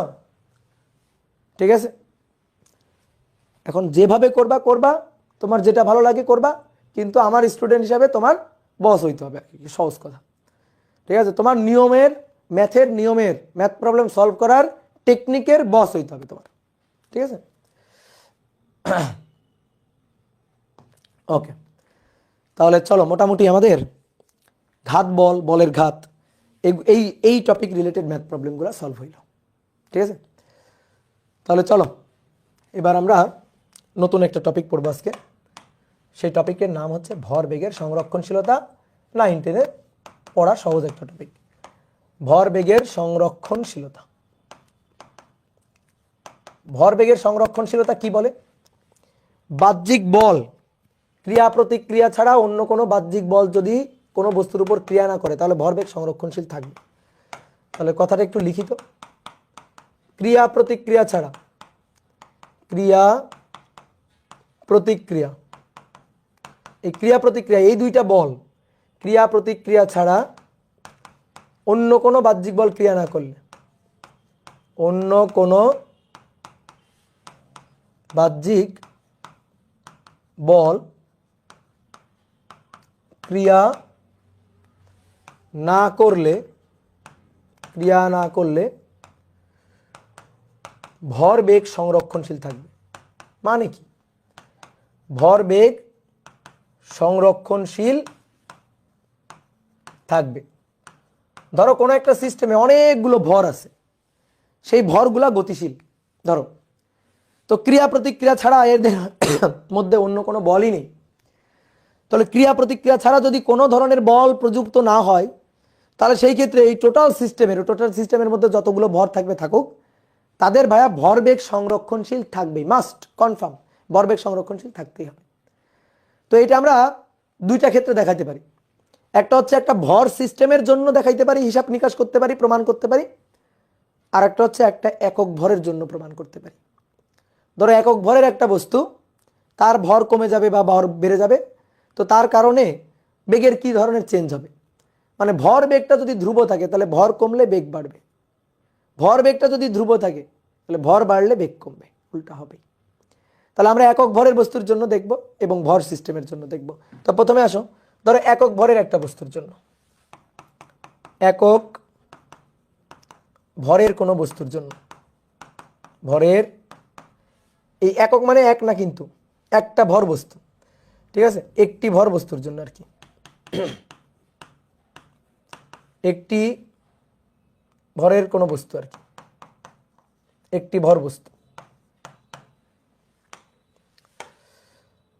ধরো এই একটা বস্তু, এই বস্তুটা একটা ভি বেগ নিয়ে যাচ্ছে, এই বস্তুটা একটা ভি বেগ নিয়ে যাচ্ছে, তাহলে এর উপর যদি বাহ্যিক কোনো বল ক্রিয়া না হয়, বাহ্যিক কোনো বল ক্রিয়া না হয়, ধরো যে তলে গতিশীল সেই তলে কোনো ফ্রিকশন ট্রিকশন কিচ্ছু নেই, ফ্রিকশন ট্রিকশন কিচ্ছু নেই, তাহলে বাহ্যিকভাবে যদি এই বস্তুর উপর কোনো ধরনের কোনো বল প্রযুক্ত না হয় তাহলে তার বেগের পরিবর্তন হবে কিনা বলো তো? তাহলে তার বেগের পরিবর্তন হতে পারে কিনা? বাহ্যিকভাবে যদি বল প্রযুক্ত না হয় তাহলে তার বেগের পরিবর্তন হতে পারে কিনা? বেগের পরিবর্তন, দেখো বল প্রযুক্ত না হলে ত্বরণ হবে না, আর ত্বরণ না হওয়া মানে বেগের কোনো পরিবর্তন হবে না। তাহলে সবাই অ্যান্সার দিছো না, এবার আমি অ্যান্সার বলতেছি, হ্যাঁ বাহ্যিক বল প্রযুক্ত না হলেও বেগের পরিবর্তন হতে পারে। যদি আমি জিজ্ঞেস করতাম বাহ্যিক বল প্রযুক্ত হচ্ছে না, ভরবেগের পরিবর্তন কি হতে পারে, তখন তুমি বলতা না যে ভাই বাহ্যিক বল প্রযুক্ত হয়নি, তাহলে ভরবেগের কোনো পরিবর্তন হবে না। বেগের পরিবর্তন হতে পারে কেমনে? যদি বেগের পরিবর্তন হয়, বেগের যদি পরিবর্তন হয় ভরেরও পরিবর্তন হবে। বেগের পরিবর্তন হলে ভরের পরিবর্তন হবে। ভর আর বেগের গুণফল থাকবে কনস্ট্যান্ট। বেগের পরিবর্তন হয়ে ধরো বেগ বেড়ে গেছে, তাহলে ভর কমে যাবে। ভর বেড়ে গেছে, তাহলে বেগ কমে যাবে, উল্টা হবে। দেখো কেমনে হয়। ধরো এই বস্তুর উপর বাহ্যিক কোনো বল ক্রিয়াই করে নাই, তাহলে সামেশন অফ ওয়ার্ক 0, বাহ্যিক কোনো বল প্রযুক্ত হয় নাই, F0। নিউটনের সূত্র থেকে আমরা বলের ডেফিনেশনটা পাই, নিউটনের সূত্র থেকে আমরা বলের সূত্রটা পাই। ঠিক আছে, একজন বলছে বুঝি নাই, বোঝা লাগবে না, তুমি শোনো আমার কথা, শুনলেই বুঝে যাবা। দেখো আমরা বলের ডেফিনেশন বা বলের সূত্রটা কি জানি? বস্তুর উপর বাহ্যিক বল প্রযুক্ত হলে ভরবেগের পরিবর্তনের হারই প্রযুক্ত বল, তাই না? বাহ্যিক বল প্রযুক্ত হলে বস্তুর ভরবেগের পরিবর্তনের হারই প্রযুক্ত বলের সমান, মানে সমানুপাতিক থাকে। পরে আমরা কে কনস্ট্যান্ট এক ধরি, তো তখন কিন্তু সমান হয়। তাহলে F equal to DDT of P, F equal to DDT of P. আচ্ছা, এভাবে ডিডিটি অফ পি না লিখে আগে ডেল পি ডেলটি লিখি, ডেল পি ডেলটি। ঠিক আছে, বাহ্যিক বল প্রযুক্ত হয়নি, F হচ্ছে 0, তাহলে F যদি 0 হয় তাহলে ডেল পি বাই ডেলটিও 0 হবে। F যদি 0 হয় ডেল পি বাই ডেলটিও 0 হবে, দ্যাট মিনস ডেল পি 0। অতএব ডেল পি হবে 0। ডেল পি 0 মানে কি জানো? ভরবেগের পরিবর্তন হবে 0, ভরবেগের কোনো পরিবর্তন হবে না। তার মানে ভরবেগের পরিবর্তন P final minus P initial, এটা হবে 0। ভরবেগের কোনো পরিবর্তন হবে না, তাহলে অতএব পি ইনিশিয়াল আর পি ফাইনাল পরস্পর সমান সমান থাকবে। পি ফাইনাল আর পি ইনিশিয়াল পরস্পর সমান সমান থাকবে। সেম জিনিসটা আমরা কিন্তু ডিফারেন্সিয়েশন মেথডেও দেখাইতে পারি। সেম জিনিসটা ডিফারেন্সিয়েশন মেথডে দেখাইতে পারি। কিভাবে? ওই যে F ইকুয়াল টু, দেখো একই জিনিস, ডিডিটি অফ পি। তাহলে F যদি 0 হয়, F যদি 0 হয় তাহলে ডিপি ডিটি হবে 0। তাহলে ডিডিটি অফ পি, দেখো কোনো কিছুর পরিবর্তনের হার, কোনো কিছুর ডিফারেন্সিয়েশনের হার 0, কোনো কিছুর পরিবর্তনের হার, কোনো কিছুর ডিফারেন্সিয়েশনের হার যদি 0 হয় তাহলে সে কি? কোনো কিছুর ডিফারেন্সিয়েশন করলে যদি 0 হয় তাহলে সে কি? সে কনস্ট্যান্ট। কারণ আমরা জানি একমাত্র কনস্ট্যান্টকেই ডিফারেন্সিয়েট করলে 0 হয়। তাহলে ডিডিটি অফ পি, তাহলে পি কে ডিফারেন্সিয়েট করতেছি, ডিফারেন্সিয়েট করলে 0 হচ্ছে, তার মানে অবশ্যই পি কনস্ট্যান্ট, অবশ্যই পিটা কনস্ট্যান্ট। ঠিক আছে, তাহলে পি কনস্ট্যান্ট মানে পি এর কোনো পরিবর্তন নেই। তাহলে পি এর পরিবর্তন নেই মানে পি আগেও যা ছিল পি পরেও তাই থাকবে, পি ইনিশিয়ালিও যা ছিল পি ফাইনালও তাই থাকবে। এবার এই ব্যাপারটার মানে কি? পি ইনিশিয়াল আর পি ফাইনাল একই থাকবে, এই ব্যাপারটার মানে কি? দেখো, পি ইনিশিয়াল পি ফাইনাল, এই ব্যাপারটার মানে হচ্ছে, ধরো আগে ভর আর বেগের গুণফল, ধরো ভর ছিল m1 v1, ঠিক আছে, ভর আর বেগের গুণফল m1 v1। পরবর্তীতে ধরো কোনো কারণে, ধরো একটা বস্তু সরল রৈখিক রাস্তায় ঘর্ষণহীন তলে গতিশীল, কোনো কারণে, ধরো একটা গাড়ি, কোনো কারণে ধরো একটা গাড়ির কোনো একটা অংশ খুলে পড়ে গেছে। ধরো গাড়ির পিছনের একটা ভারী অংশ, ধরো একটা ট্রাক যাচ্ছিল, একটা ট্রাকে একটা বোঝা চাপানো ছিল, কোনো কারণে বোঝাটা ধরো পড়ে গেছে, তাহলে ট্রাকের কি ভরটা কমে গেল না? ভরটা কমে গেছে। একটা ঘর্ষণহীন তলে যাচ্ছিল, রাস্তায় কোনো ঘর্ষণ নেই, কোনো ফ্রিকশন ছিল না, সমবেগে যাচ্ছিল, তাহলে সমবেগে যাইতে যাইতে যাইতে যাইতে এর পিছন থেকে ভর পড়ে গেছে, ট্রাকে লোড করা ছিল ভর, ওই ভর পড়ে গেছে ধরো। তাহলে ভর যখন পড়ে গেল তখন ট্রাকটা হালকা হয়ে গেল, হালকা হয়ে ভর কমে গেল, ভর কমে গেলে বেগটা বেড়ে যাবে। তাহলে দেখো m1 থেকে কমে ভর কমে m2 হলো, তাহলে বেগ v1 থেকে বেড়ে বেগ হয়ে যাবে v2। তার মানে ভর আর বেগের গুণফল থাকবে কনস্ট্যান্ট,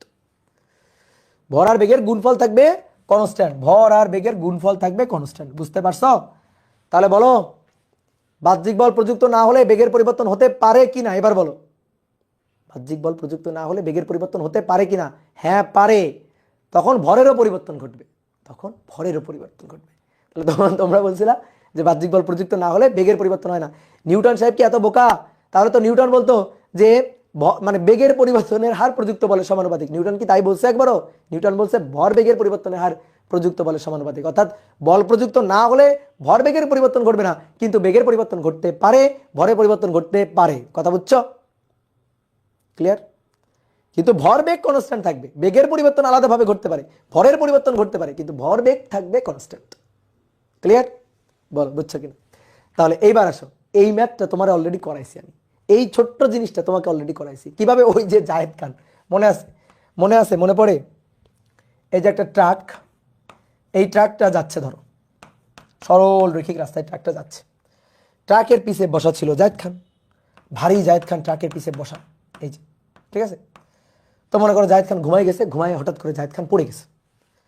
তাহলে জায়েদ খান পড়ে গেছে। জায়েদ খান ওই যে লোডেড করা ছিল, ট্রাকে কি লোড করা আছে? জায়েদ খান লোড করা আছে, ট্রাকে জায়েদ খান লোড করা আছে। তো তো ট্রাকের ভর ছিল 80 কেজি, আর জায়েদ খানের ভর ছিল ধরো 20 কেজি, 80 কেজি আর 20 কেজি। তো ট্রাকটা যাচ্ছিল হচ্ছে 8 মিটার পার সেকেন্ড বেগে, 8 মিটার পার সেকেন্ড বেগে চলছিল, ঘর্ষণহীন রাস্তায়, ঘর্ষণ নেই কিন্তু। এবার জায়েদ খান ঘুমাই গেছে, ঘুমায় হঠাৎ করে ট্রাক থেকে ধপাস করে পড়ে গেছে, ট্রাক থেকে ধপাস করে পড়ে গেছে। ট্রাক থেকে কিন্তু লাভ দেয় নাই, লাভ দিলে কিন্তু ঘটনা ভিন্ন। জাস্ট পড়ে গেছে, জাস্ট ঘুমাইছিল, ঘুমায় ধপাস করে পড়ে গেছে। তাহলে ট্রাক এখন খালি হয়ে গেছে, অর্থাৎ 20 কেজি ভর ফেলে দিছে। তাহলে 20 কেজি ভর ফেলে দিলে এখন ভর টিকে আছে 80 কেজি, 80 কেজি ভর টিকে আছে। তাহলে এখন বলো তো, এখন ট্রাকের যে বেগটা, সেই বেগটা কত হবে? তাহলে এই বেগটাকে আমরা V2 বলি, তাহলে এই বেগটা আমাদের V1। তাহলে আগের ভরটাকে আমরা M1 বলি, এখনকার ভর হচ্ছে আমাদের M2। তাহলে M1 মানে শুধু 80 কেজি না, তাহলে দেখো M1 মানে হচ্ছে 80 যোগ 20, 80 যোগ 20 100 কেজি। তাহলে M1 বাহ্যিকভাবে কোনো বল প্রযুক্ত হয়নি, জাস্ট ভর খুলে পড়ে গেছে, জাস্ট জায়েদ খান খুলে পড়ে গেছে। M1 V1, M2 V2। তাহলে M1 এর মান 80 আর 20 100, আর V1 এর মান 8। তাহলে M2 এর মান 80, V2 এর মান কত? V2 এর মান বের করতে হবে। তাহলে V2 এর মান দেখো তো 10 আসছে কিনা? হ্যাঁ, V2 এর মান আসছে 10। হ্যাঁ, স্বাভাবিক গাড়ির বেগ তো বেড়ে যাবেই। জায়েদ খান পড়ে গেছে, গাড়ি হালকা হয়ে গেছে, তাহলে হালকা হয়ে গেলে তো বেগ বেড়ে যাবেই, তো সেটাই হয়েছে। তাহলে ভর এবং বেগের গুণফলটা কনস্ট্যান্ট, ভর বেগটা কনস্ট্যান্ট, ইনিশিয়াল ভরবেগ ফাইনাল ভরবেগ পরস্পর সমান সমান, বাট বেগের পরিবর্তন ঘটছে, ভরের পরিবর্তন ঘটছে। কি ক্লিয়ার? বুঝতে পারছো? জায়েদ খান শুধু পড়ে যায় কেন? জায়েদ খানের কাছে শুনতে হবে জায়েদ খান কেন শুধু পড়ে যায়। ঠিক আছে, ওর জন্মই হয়েছে পড়ে যাওয়ার জন্য এবং ডিগবাজি খাওয়ার জন্য। ওকে,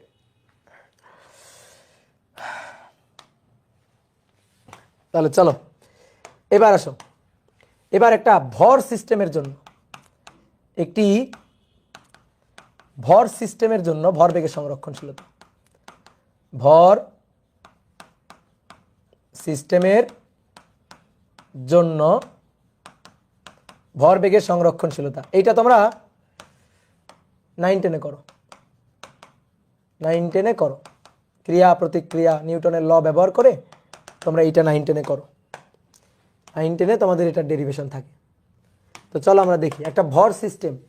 তাহলে এই ভর সিস্টেমে একসাথে ধরো অনেকগুলো ভর থাকবে, তো আমরা ছোট মানুষ, তো আমরা আপাতত ডেরিভেশনটা করবো দুটো ভর দিয়ে। হ্যাঁ, তারপরে ম্যাথ করার সময় 3টা 4টা দিয়ে করবো, কোনো সমস্যা নেই, কিন্তু ডেরিভেশন করবো 2টা ভর দিয়ে।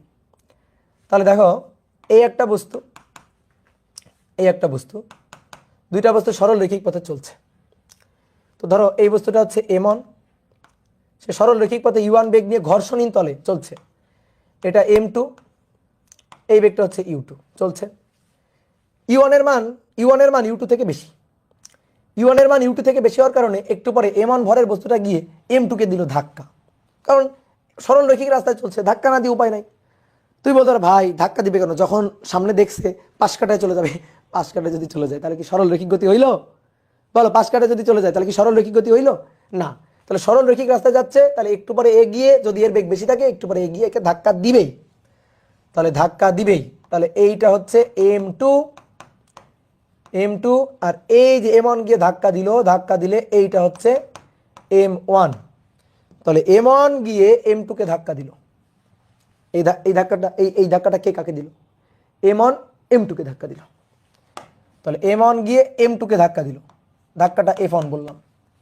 M2 বসে থাকবে, M1 গিয়ে যদি M2 কে ধাক্কা দেয় M2 বসে থাকবে না, M2 কিন্তু একটা উল্টা ধাক্কা দিবে, সেটা হচ্ছে F2। ক্রিয়া তার প্রতিক্রিয়া, ক্রিয়া প্রতিক্রিয়া পরস্পর সমান ও বিপরীত, ক্রিয়া প্রতিক্রিয়া।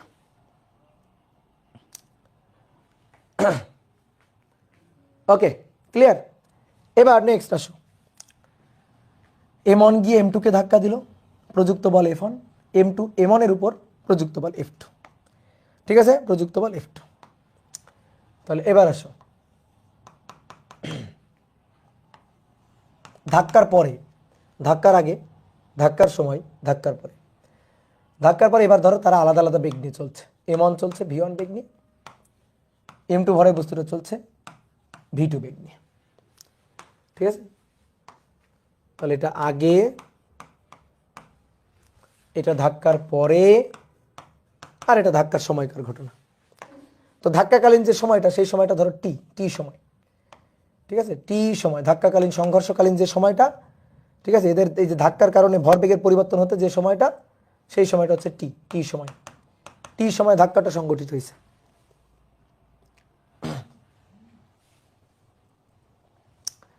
তো চলো শুরু করি। নাও দেখো, আমরা কি জানি, ক্রিয়া প্রতিক্রিয়া ছাড়া এখানে অন্য কোনো বল আছে? দেখো নেই। আর আমরা কি জানি, ক্রিয়া প্রতিক্রিয়া পরস্পর সমান ও বিপরীত। তাহলে F1 এবং F2 এরা পরস্পর সমান এবং বিপরীত হবে।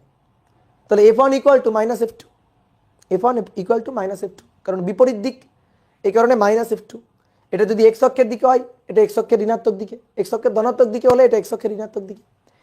দেখো এখানে কিন্তু তুমি বাহ্যিকভাবে কোনো বল টল প্রয়োগ করো নাই। যা সরল রৈখিক রাস্তায় চলতেছিল, একটা গিয়ে আর একটাকে ধাক্কা দিছে।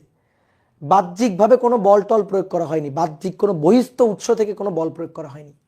মানে তোমাকে আমি নিয়োগ করি নাই, যাও বস্তুটাকে গিয়ে ধাক্কা দাও, সেটা কিন্তু করো নাই। গাড়ি দুটো সরল রৈখিক রাস্তায় চলতেছিল, বা বস্তু দুটো সরল রৈখিক রাস্তায় চলতেছিল, পিছনেরটার বেগ বেশি, সামনেরটার বেগ কম, পিছনেরটা এসে সামনেরটাকে দিচ্ছে ধাক্কা। তাহলে এখানে ক্রিয়া প্রতিক্রিয়া ছাড়া অন্য কোনো বাহ্যিক বল নেই। তাহলে বাহ্যিক পুরো সিস্টেমে, পুরো এই ভর সিস্টেমে বাহ্যিকভাবে কোনো বল প্রযুক্ত হয়নি, তাহলে ভরবেগের পরিবর্তন ঘটবে না। অর্থাৎ ইনিশিয়ালি এই বস্তু দুইটার ভরবেগের যে সমষ্টি, ভরবেগের সমষ্টি কত? এর ভরবেগ M1U1, এর ভরবেগ M2U2, M1U1 plus M2U2, initially তাদের ভরবেগের সমষ্টি।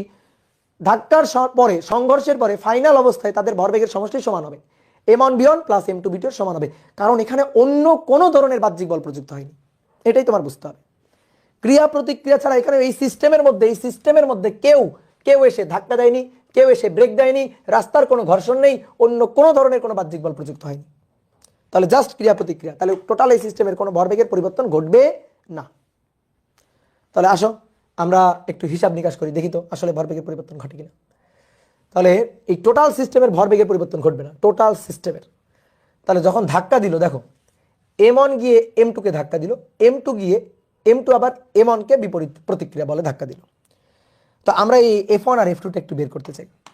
তাহলে একটা খুব ইম্পর্টেন্ট কথা শোনো, এটা তোমাকে কনসেপ্ট বা থিওরি পড়ানোর সময় আমি বলছিলাম, যার উপর বল প্রযুক্ত হবে ভরবেগের পরিবর্তন হবে তার। যার উপর বল প্রযুক্ত হবে ভরবেগের পরিবর্তন হবে তার। তাহলে দেখো তো, M1 কর্তৃক M2 এর উপর প্রযুক্ত বল। ঠিক আছে, F1 এর পরিচয়টা কি? F1 এর পরিচয়টা হচ্ছে M1 দ্বারা M2 এর উপর প্রযুক্ত বল। দেখো কেউ লিখবা না, কিন্তু লিখবা না। তো প্রযুক্ত বল ভরবেগের পরিবর্তন, তাহলে M1 দ্বারা M2 এর উপর প্রযুক্ত বল, M1 দ্বারা M2 এর উপর প্রযুক্ত বল। তাহলে এই যে M1 এর ভরবেগের পরিবর্তন লিখে দিই, তাহলে F1 সমান সমান F1 সমান সমান, তাহলে M1 এর, দেখো M1 এই বস্তুটার আদি বেগ ছিল হচ্ছে U1, শেষ বেগ হচ্ছে V1। তাহলে আদি ভরবেগ, শেষ ভরবেগ কত? ভর আর বেগের গুণফল। বলো ভর আর বেগের গুণফল কত? আমি F1 বের করতেছি, তাহলে M1 এর জন্য কত? M1V1 শেষ ভরবেগ মাইনাস আদি ভরবেগ কত? দেখো আদি ভরবেগ কত? আদি ভরবেগ হচ্ছে M1U1 ডিভাইডেড বাই টি।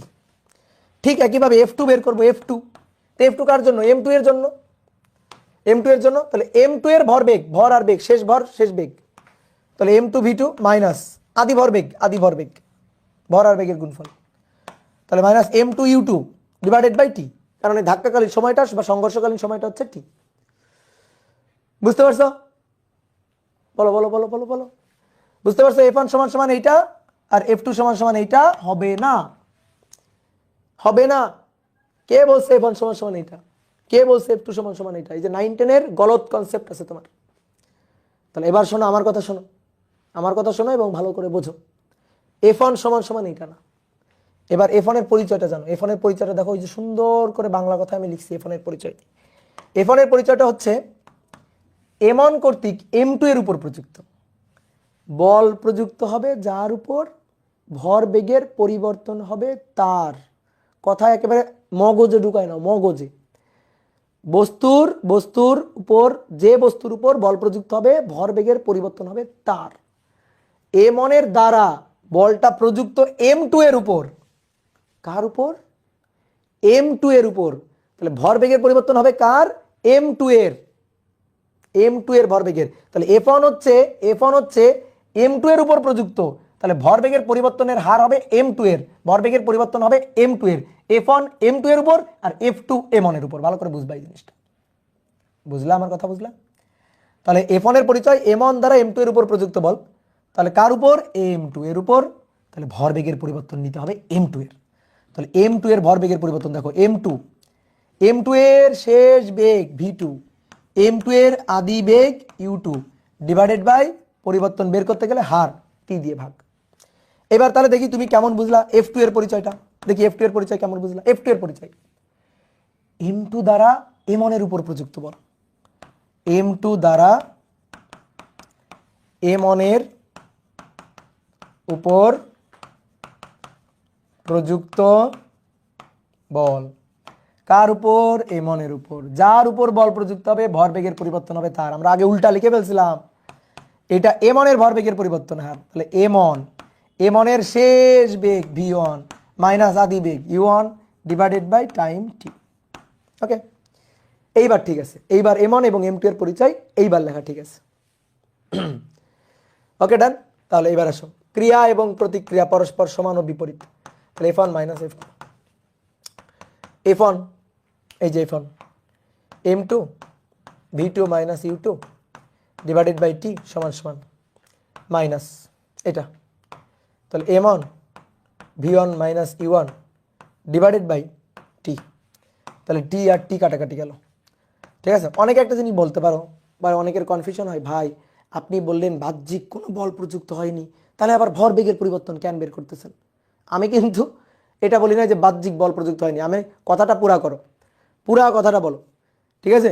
মানে ব্যাপারটা হয়ে গেছে এরকম, যেখানে ময়লা ফেলিবেন, না ফেলিলে 50 টাকা জরিমানা। তো তুমি মনে করো যে মানে ওই না ফেলিলে 50 টাকা জরিমানা পড়তেছো, কিন্তু এর আগে একটা কথা বলছি সেটা তুমি আর পড়তেছো না, মানে পুরো কথাটা পড়তেছো না। তাহলে পুরো কথাটা ভালো করে পড়তে হবে। পুরো কথাটা কি ছিল? ক্রিয়া প্রতিক্রিয়া ছাড়া অন্য কোনো বাহ্যিক বল ক্রিয়া করতে পারবে না। তাহলে ক্রিয়া প্রতিক্রিয়া ছাড়া অন্য কোনো বাহ্যিক বল ক্রিয়া করে না। এখানে ক্রিয়া আর প্রতিক্রিয়া আছে। তাহলে ক্রিয়া বলের জন্য ভরবেগের পরিবর্তন, প্রতিক্রিয়া বলের জন্য বস্তুর ভরবেগের পরিবর্তন, তাই না? তাহলে টি টি কাটাকাটি একটু ভেঙে দিই। M2 V2 minus M2 U2 minus M1 V1 minus মাইনাসে প্লাস M1 U1। এবার M2 U2টাকে ওই পাশে নিয়ে যাই। তাহলে অতএব M1 U1 plus M2 U2, আর M1 V1টাকে এই পাশে নিয়ে আসি। তাহলে M1 V1 plus M2 V2। দেখো তো কি হইলো, দেখো তো এই জিনিসটা, এই লাইনটা পড়ো তো, দেখো তো কি হইলো। আদি ভরবেগের সমষ্টি, বস্তু দুইটার আদি ভরবেগের সমষ্টি, আর বস্তু দুইটার শেষ ভরবেগের সমষ্টি না। M1 U1 plus M2 U2 আদি ভরবেগের সমষ্টি, M1 V1 plus M2 V2 শেষ ভরবেগের সমষ্টি। ওকে, তাহলে আদি ভরবেগের সমষ্টি, শেষ ভরবেগের সমষ্টি, এটা এটা summation of P initial, summation of P final. একটা বস্তু থাকলে তখন আমরা লিখতে পারি পি ইনিশিয়াল পি ফাইনাল। কিন্তু যদি অনেকগুলো বস্তু থাকে, অনেকগুলো বস্তু, তাহলে যতগুলো বস্তু সংঘর্ষ ধাক্কা এর আগে, সংঘর্ষ বা ধাক্কা এর আগে ভরবেগের সমষ্টি, সংঘর্ষ বা ধাক্কা বা বিস্ফোরণের পরে ভরবেগের সমষ্টি পরস্পর সমান সমান হবে। সংঘর্ষের আগে এবং পরে পরস্পর সমান সমান হবে। যদি তিনটা বস্তু হয়, তিনটা বস্তুর মধ্যে সংঘর্ষ হয়, তিনটা বস্তুর মধ্যে বিস্ফোরণ হয়, তাহলে M1 U1 plus M2 U2 plus M3 U3 equal to M1 V1 plus M2 V2 plus M3 V3 হবে। প্রুভড। তাহলে এই হচ্ছে আসল ডেরিভেশন। তোমাদের কিন্তু 9 10 একটু গলত ছিল, তাহলে মাথায় রাখিও। তাহলে চলো এবার আমরা কয়েকটা ম্যাথ প্রবলেম সলভ করি তো দেখি। তাহলে 3 নম্বর দেখো, 3 নম্বর আমি চিত্র এঁকে দিচ্ছি। একটা নৌকা, তোমরা 9 10 তো ম্যাথ করে আসছো শুধু ওই দুটো গাড়ির ধাক্কা, দুটো গাড়ি, একটা গাড়ি এত বেগে আসলো, একটা গাড়ি এত বেগে আসলো, পরস্পরের বিপরীত দিক থেকে আসলো, পরস্পর একই দিক থেকে আসলো, ধাক্কার পরে মিলিত হয়ে কত বেগে কোন দিকে যাবে। 9 10 সব ম্যাথেই। তাহলে এবার আসো দেখো একটু ভ্যারাইটির ম্যাথ করি। একটা নৌকা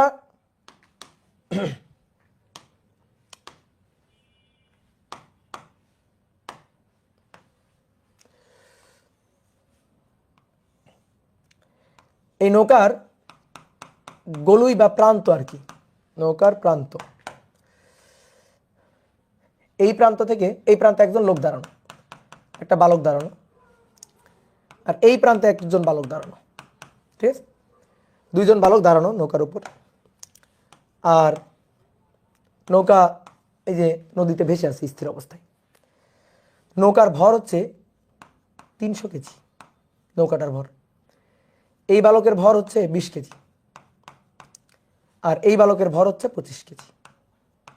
এই বালকের ভর হচ্ছে 25 কেজি। এই অবস্থায় ছিল এটা আগে। এবার কি বলছে যে এই নৌকার উপর, স্থির নৌকার উপর 20 কেজি ভরের বালক এবং 25 কেজি ভরের বালক ছিল, নৌকার ভর হচ্ছে 300 কেজি। এইবার এই 20 কেজি এবং 25 কেজি ভরের বালক, এই দুইজন বালক পরস্পরের বিপরীতে যথাক্রমে 3 ও 2 মিটার পার সেকেন্ড বেগে লাফ দেয়, পরস্পরের বিপরীতে। তাহলে এটা লাফ দেওয়ার আগের ঘটনা, হ্যাঁ, লাফ দেওয়ার আগের ঘটনা। এইবার আসো লাফ দেওয়ার পরের ঘটনা। এবার লাফ দেওয়ার পরের যে ঘটনাটা,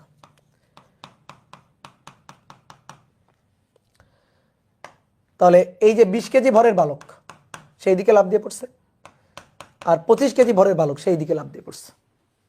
এই যে দুইজন বালক দুই দিকে লাফ দিয়ে পড়ছে। তাহলে প্রশ্ন হচ্ছে নৌকাটা কত বেগে কোন দিকে যাবে। এটা 20 কেজি ছিল, এদিকে লাফ দিয়ে পড়ছে কত বেগে, 3 মিটার পার সেকেন্ড বেগে।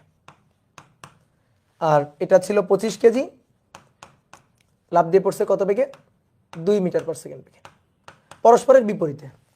তাহলে নৌকা কত বেগে কোন দিকে যাবে। 9 10 এর প্রবলেম, হ্যাঁ।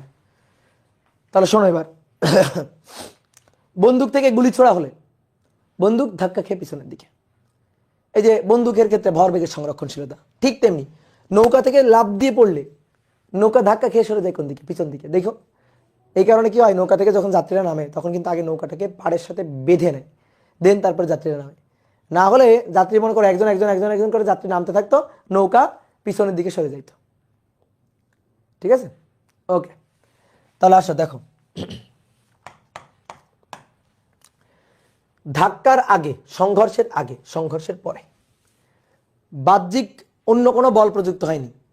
তাহলে জাস্ট সংঘর্ষ, ক্রিয়া প্রতিক্রিয়া, ধাক্কা, বিস্ফোরণ, তাহলে তার আগের ভরবেগের সমষ্টি পরের ভরবেগের সমষ্টি সমান সমান থাকবে।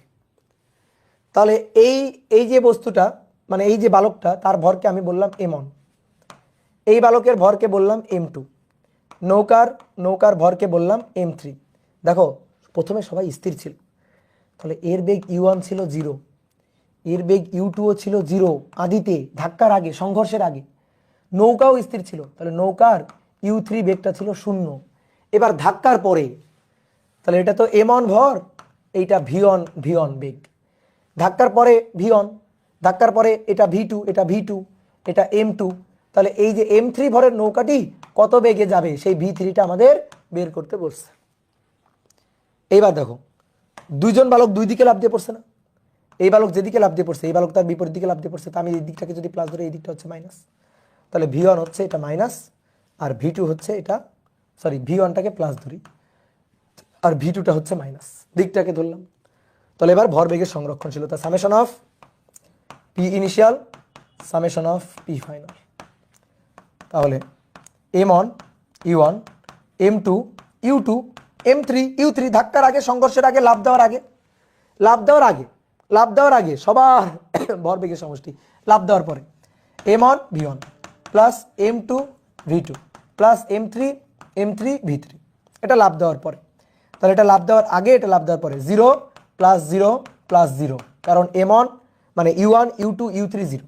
এবার আসো m1 20 v1 3, m2 এর মান 25, v2 এর মান -2, m3 300, v3টা বের করতে চাই।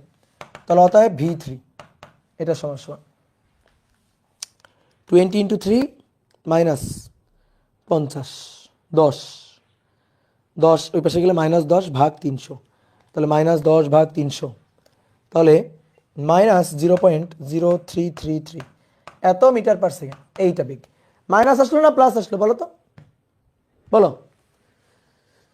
মাইনাস আসলো না প্লাস আসলো? ইয়েস, মাইনাস আসলো। তার মানে কোন দিকে গেছে বলো? নৌকাটি কোন দিকে যাবে? এত বেগে তো যাবেই। কোন দিকে যাবে? যে দিকটাকে আমরা মাইনাস ধরছি সেদিকে যাবে, এই দিকে যাবে। তো এই দিকে কে লাভ দিয়েছে? 25 কেজি। 25 কেজি ভরের বালক লাভ দিয়েছে। তাহলে 25 কেজি ভরের বালক যেদিকে লাভ দিয়েছে সেদিকে, যেদিকে লাভ দিয়েছে সেদিকে, যেদিকে লাভ দিয়েছে সেদিকে। 25 কেজি ভরের বালক যেদিকে লাভ দিয়েছে সেদিকে। বুঝলাম? কত সহজ সুন্দর একটা ম্যাথ, 9 10 করা ম্যাথ। ঠিক আছে, এবার একটু এখানে আসো। দেখো একটা জিনিস, দেখো দেখো তো, তুমি যে এই যে 9 10 সংঘর্ষের ম্যাথ করে আসছিল না? তো মনে করো একটা সরল রৈখিক রাস্তা, এই সরল রৈখিক রাস্তায় একটা বাইক আরোহী, ধরো একজন বাইক আরোহী চলছে, আর আরেকজন মনে করো যে একটা একটা লরি বা একটা ট্রাক,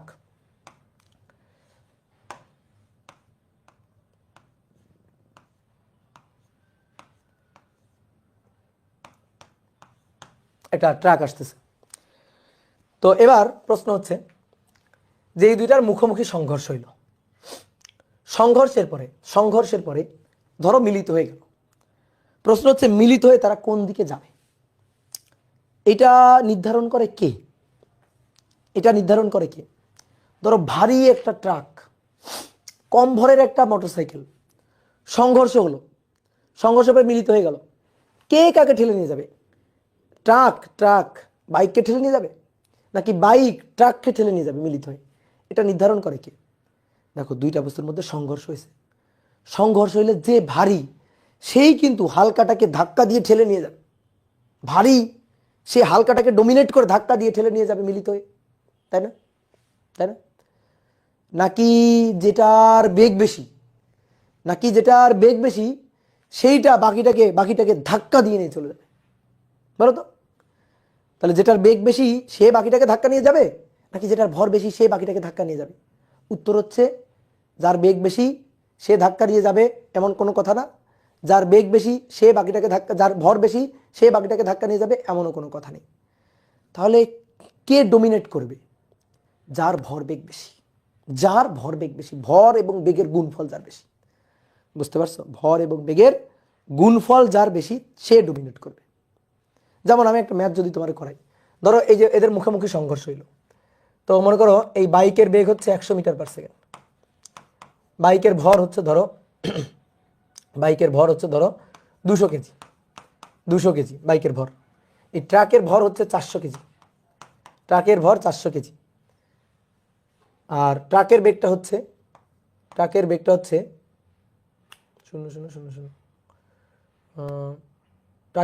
হচ্ছে ধরো 100, এটা 50 মিটার পার সেকেন্ড, ধরো 50 মিটার পার সেকেন্ড। এই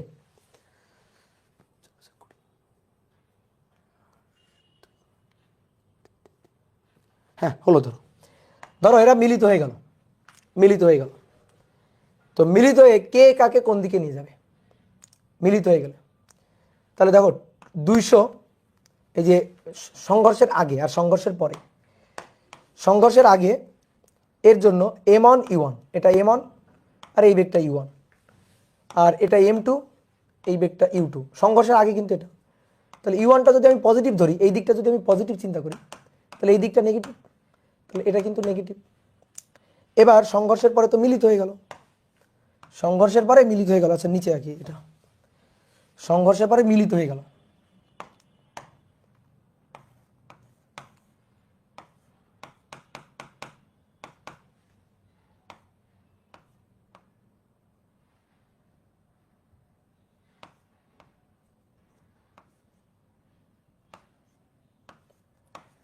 এই যে সংঘর্ষ হলো, সংঘর্ষের পরে মিলিত বস্তু হয়ে গেল। এবার মিলিত হয়ে এটা কোনটা কোন দিকে যাবে? তাহলে টোটাল ভর এখন কত হলো? টোটাল ভর এখন হলো 200 যোগ 400, আর টোটাল মিলিত বেগ হচ্ছে ভি, এটা আমরা বের করতে চাই। তাহলে m1 u1 plus m2 u2 m2 u2 equal to m1 plus m2 into V, মিলিত বেগ ভি। তাহলে এই দুইটা গুণ করি, m1 এর মান 200, u1 এর মান প্লাস 100, m2 এর মান হচ্ছে 400, u2 এর মান 50। কিন্তু কেমন 50? -50। তাহলে দুইটা বস্তুর মিলিত ভর হচ্ছে 2 4 600 আর মিলিত বেগ হচ্ছে ভি।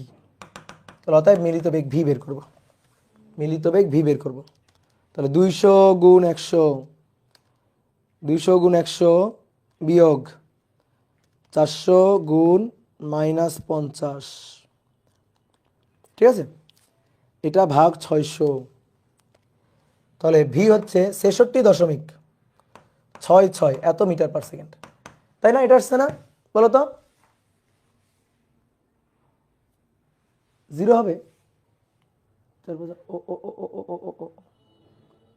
400 -50 600 4 5 6,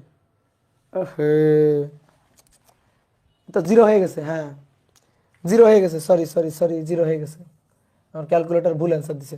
এই 0 হয়ে গেছে। তাহলে একটা কাজ করি, 0 তো হওয়া যাবে না, আমি এমন মান নিছি থেমে গেছে, একেবারে জায়গায় থেমে গেছে। তাহলে একটা কাজ করো, এইটারে একটু চেঞ্জ করে দিই, এইটারে আসো আমরা 10 করে দিই, 10 মিটার পার সেকেন্ড, একটু চেঞ্জ করো, 10 মিটার পার সেকেন্ড করে দাও, ঠিক আছে? এই আগে বলতেন, আগে আমি জানতাম, পাগল, আগে আমি জানতাম। জাস্ট ওইটার একটু 10 করে দাও। তাহলে এটা -10 নাও।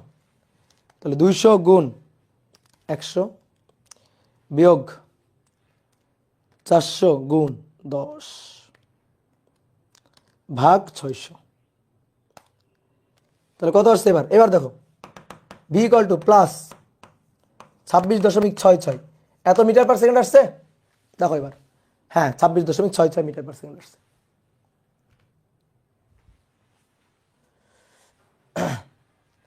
ভাইয়ের ক্যালকুলেটর আমার ধোকা দিয়ে দিল, হ্যাঁ ক্যালকুলেটর ধোকা দিয়ে দিল।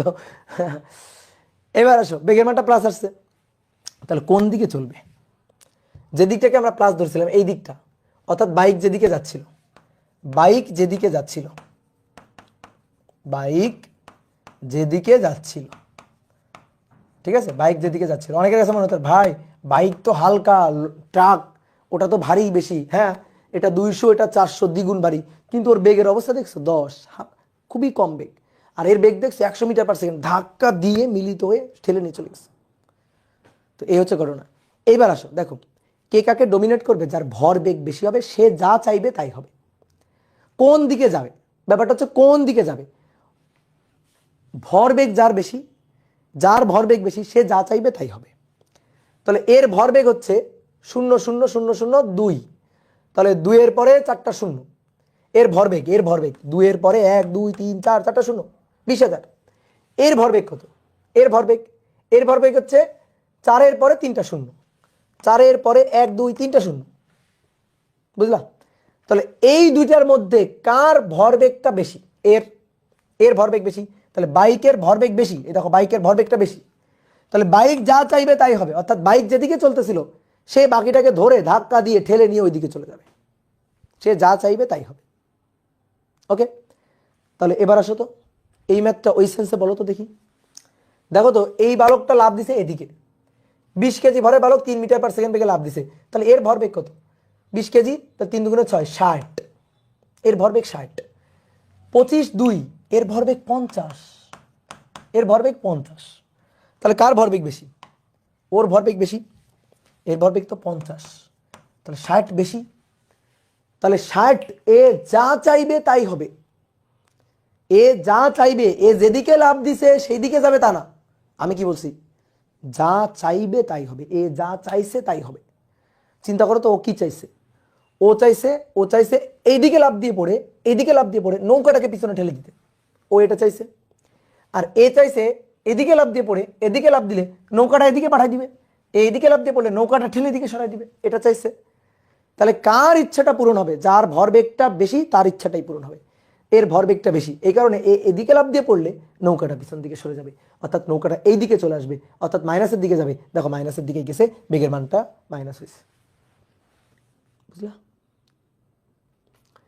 তাহলে যার ভরবেগ বেশি সে যা চাইবে তাই হবে। বুঝলা? সে যা চাইবে তাই হবে। তাহলে এ যখন এদিকে লাফ দিয়ে পড়ছে, এর ভরবেগটা বেশি, তো এইদিকে লাফ দিয়ে পড়লে নৌকাটাকে পিছন দিকে পাঠাই দিবে। কি ক্লিয়ার? নৌকাটাকে পিছন দিকে পাঠাই দিবে। এই হচ্ছে কাহিনী। বুঝলা? মনে করো এরকম মোটু একটা লোক, এটা নৌকা, এই নৌকার উপর ধরো এটা মোটু একটা লোক, হ্যাঁ, সে এইদিকে লাফ দিয়ে পড়ছে, আর আমি আমার মতো পাতলা শুকনো একটা লোক, সে এইদিকে লাফ দিয়ে পড়ছে। তা আমি মনে করো বেশ ভালোই বেগে লাফ দিয়ে পড়ছি, আর এই মোটু লোকটা জাস্ট লাফ দিয়ে পড়ছে, জাস্ট কোনো মতে লাফ দিয়ে পড়ছে। তাহলে মনে করো নৌকা এইভাবে উড়ে চলে যাবে এইদিকে। বুঝতে পারছো? তার মানে শুধু বেগের উপর নির্ভর করে না, ভর বেগের উপর নির্ভর করে। যার ভর বেগ বেশি সে যা চাইবে তাই হবে। তো এর ভর অনেক বেশি, এর সামান্য একটু বেগ দিয়ে লাফ দিয়ে পড়ছে, তো এর ভর বেগ বেশি। তা আমি বেগ বেশি দিছি, কিন্তু আমার তো ভর কম, অনেক কম, শুকনা, ঠিক আছে, হালকা পাতলা। তা আমি লাফ দিয়ে পড়ছি, তা আমি নৌকাটাকে এইদিকে পাঠাইতে পারি নাই। আমি চাইছিলাম এদিকে পাঠাইতে, আর এই লোকটা চাইছিল ওই দিকে সরাই দিতে। তাহলে ওই লোকটার ইচ্ছাই পূরণ হবে, কারণ ওই লোকটার ভর বেগ বেশি। তার যার ভর বেগ বেশি তার ইচ্ছাটাই পূরণ হবে। ব্যাপারটা হচ্ছে এরকম। ওকে, ডান ডান ডান ডান ডান। দেখো বলা হচ্ছে কত নম্বর করলাম? 3, এটা 4, দেন এটা 5। বলা হচ্ছে স্কেটিং জুতা পায়ে, স্কেটিং জুতা মানে ফ্রিকশন নেই, তলে ফ্রিকশন নেই, বুঝছো? স্কেটিং জুতা পায়ে দাঁড়ানো তোমার কাছে, দাঁড়ানো তোমার কাছে অয়ন, অয়ন নামে কেউ একজন, অয়ন 3.3 কেজি ভরের একটি বল ছোড়ে। আমি যেটা লিখতেছি এটা চোখ বন্ধ করে কল্পনা করো, কারণ একটা ম্যাথ পড়ে তোমার তো ম্যাথটা বাংলা কথা লেখা থাকবে, তো বাংলা কথাই লেখা থাকলে তোমরা না ম্যাথটা দৃশ্য গল্পটা কেমন এটা ভাবতে গিয়ে মনে করো যে উল্টাপাল্টা করে ফেলো। তো এই কারণে ভাবতে অনেকে ভাবতেও পারো না। তো এই কারণে ম্যাথটা পড়ে চোখ বন্ধ করে ভাববা, ম্যাথটা নিয়ে ভাববা, চিত্র ফুটাই তুলবা, চোখের সামনে ঘটনাটা ফুটাই তুলবা, ম্যাথ প্রবলেম সলভ হয়ে যাবে।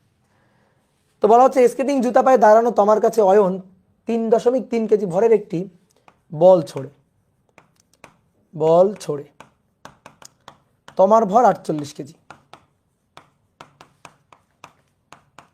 বলটি লোফার সাথে সাথে, বলটি লোফা, লোফা মানে লুফে নেওয়া আর কি, তাহলে বলটি লোফার সাথে সাথে তমা একই দিকে 0.32 মিটার পার সেকেন্ড বেগে গতিশীল হয়। এত বেগে গতিশীল হয়, গতিশীল হয়। তো বলটার বেগ কত? মানে বলটা যখন ক্যাচ ধরে তখন বলের বেগ কত? বলটা যখন তমা ক্যাচ ধরে, যখন বলটা লুফে নেয় তখন বলের বেগটা কত ছিল? ঠিক আছে, আসো তাহলে আমরা একটু চিত্র আঁকি। তোমাকে আঁকলেই হবে, তোমা বল ধরছে তো তোমাকে আঁকলে হবে, অয়নকে আঁকতে হবে না, শুধু বলটা আঁকলেই চলবে। ঠিক আছে, শুধু অয়নের ছোড়া বলটা আঁকলেই চলবে। এই হচ্ছে তমা, এই যে তোমার মাথায় চুল দিয়ে দিলাম। তো তমা কি, সরি, তমা স্থির দাঁড়ানো ছিল, তোমার ভর কত? 48 কেজি। এই এবার তোমাকে লক্ষ্য করে অয়ন একটা বল ছুটছে, এই যে অয়ন বল ছুটছে, বল ছুটছে, বলের ভর 3.3 কেজি। তাহলে এটা বলটা লুফে নেওয়ার আগের ঘটনা। তোমার সংঘর্ষটা চিনতে হবে, তোমার সংঘর্ষটা বুঝতে হবে। তাহলে বলটা লুফে নেওয়ার আগের ঘটনা এটা। এবার বলটা লুফে নেওয়ার পরে, বলটা লুফে নেওয়ার পরে তো তমা কি করছে? বলটা লুফে নিল, এই যে তমা বলটা লুফে নিয়ে একই দিকে, মানে বলটা যে দিক দিয়ে আসছে ওই একই দিকে বলটা নিয়ে গতিশীল হয়ে গেছে। কত বেগে? 0.32 মিটার পার সেকেন্ড বেগে গতিশীল হয়ে গেছে। তো বলা হচ্ছে তমা যখন বলটি ক্যাচ ধরে, যখন বলটি লুফে নেয়, এই যে এই পয়েন্টে এই পয়েন্টে বলের বেগটা কত, এই যে বলের বেগ, এই বলের বেগটা কত এটা বের করতে হবে। কি ক্লিয়ার? তাহলে এটা ধাক্কার আগে, সংঘর্ষের আগে, এটা সংঘর্ষের পরে। এটা হয়তো মিলিত বস্তুর মতো, গাড়ির সংঘর্ষের মতো। একটা গাড়ি স্থির অবস্থায় আছে, আর একটা গাড়ি এসে ধাক্কা দিল, ধাক্কা দেওয়ার পরে মিলিত হয়ে গেল, মিলিত হয়ে কত বেগে কোন দিকে যাবে সেই টাইপের ম্যাথ। তাহলে মিলিত বেগটা আমাদের বলে দেওয়া আছে, বল আর তমা একই সাথে হয়ে গেছে না, মিলিত বস্তু হয়ে গেছে না। তা আমাদের বের করতে হবে বলটা কত বেগে ছোড়া হয়েছিল বলের বেগটা কত, যখন তমা বল ধরে তখন বলের বেগটা কত। এই বেগটা u1, এর যে ভরটা সেই ভরটা m1, ওকে। এই বেগটা u2, এর বেগটা u2, তো এ তো স্থির দাঁড়ানো ছিল, আর এর ভরটা হচ্ছে m2। তাহলে m1 u1 m2 u2 দুটো মিলে মিলিত বস্তু, m1 প্লাস m2, আর মিলিত বেগ হচ্ছে v, ভিটা দেওয়া আছে। শেষ ম্যাথ শেষ। তাহলে আসো হিসাব নিকাশ করি। m1 u1 plus m2 u2 equal to m1 v1 plus m2 v2, তাই না? m1 v1 plus m2 v2 মিলিত হয়ে গেছে, তাহলে একবারে m1 প্লাস m2 ইন্টু মিলিত বেগ v। তাহলে ভাইয়া m1 এর মান 3.3, u1টা বের করতে চাই, তমা তো স্থির বসেছিল, তাহলে এটা 0। m1 3.3 প্লাস m2, m2 এর মান 48 কেজি, আমি v বের করতে চাই, ওকে। দেন এখান থেকে ভিটা, সরি ভিটা তো দেওয়া আছে, আমি u1টা বের করতে চাই, এটা 0.32, তাহলে অতএব v, অতএব বেগ v, রাইট, অতএব বেগ u1। তাহলে 3.3 যোগ 48 গুণ 0.32 ভাগ 3.3, তাহলে 4.97। তাহলে তোমার যখন বলটা ধরে তখন বলের বেগ ছিল এইটা, বুঝলা? 4.97, ইয়েস। সহজ না? বলো। 5 নম্বর গেল, এবার আসো 6 নম্বর।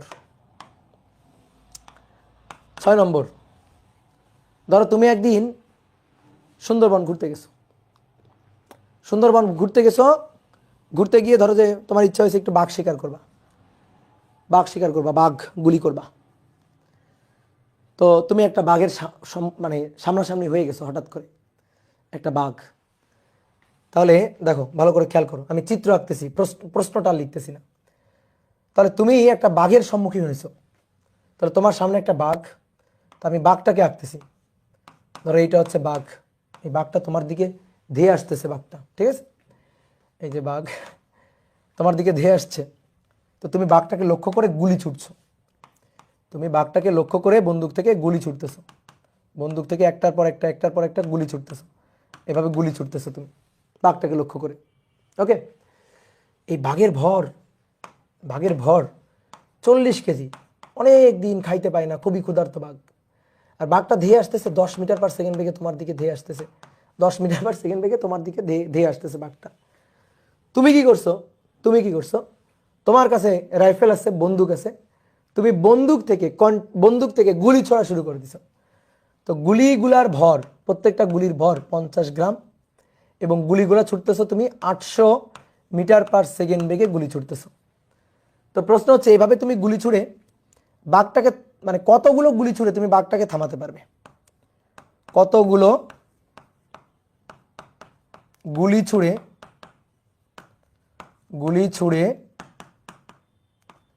বাঘকে থামাবে?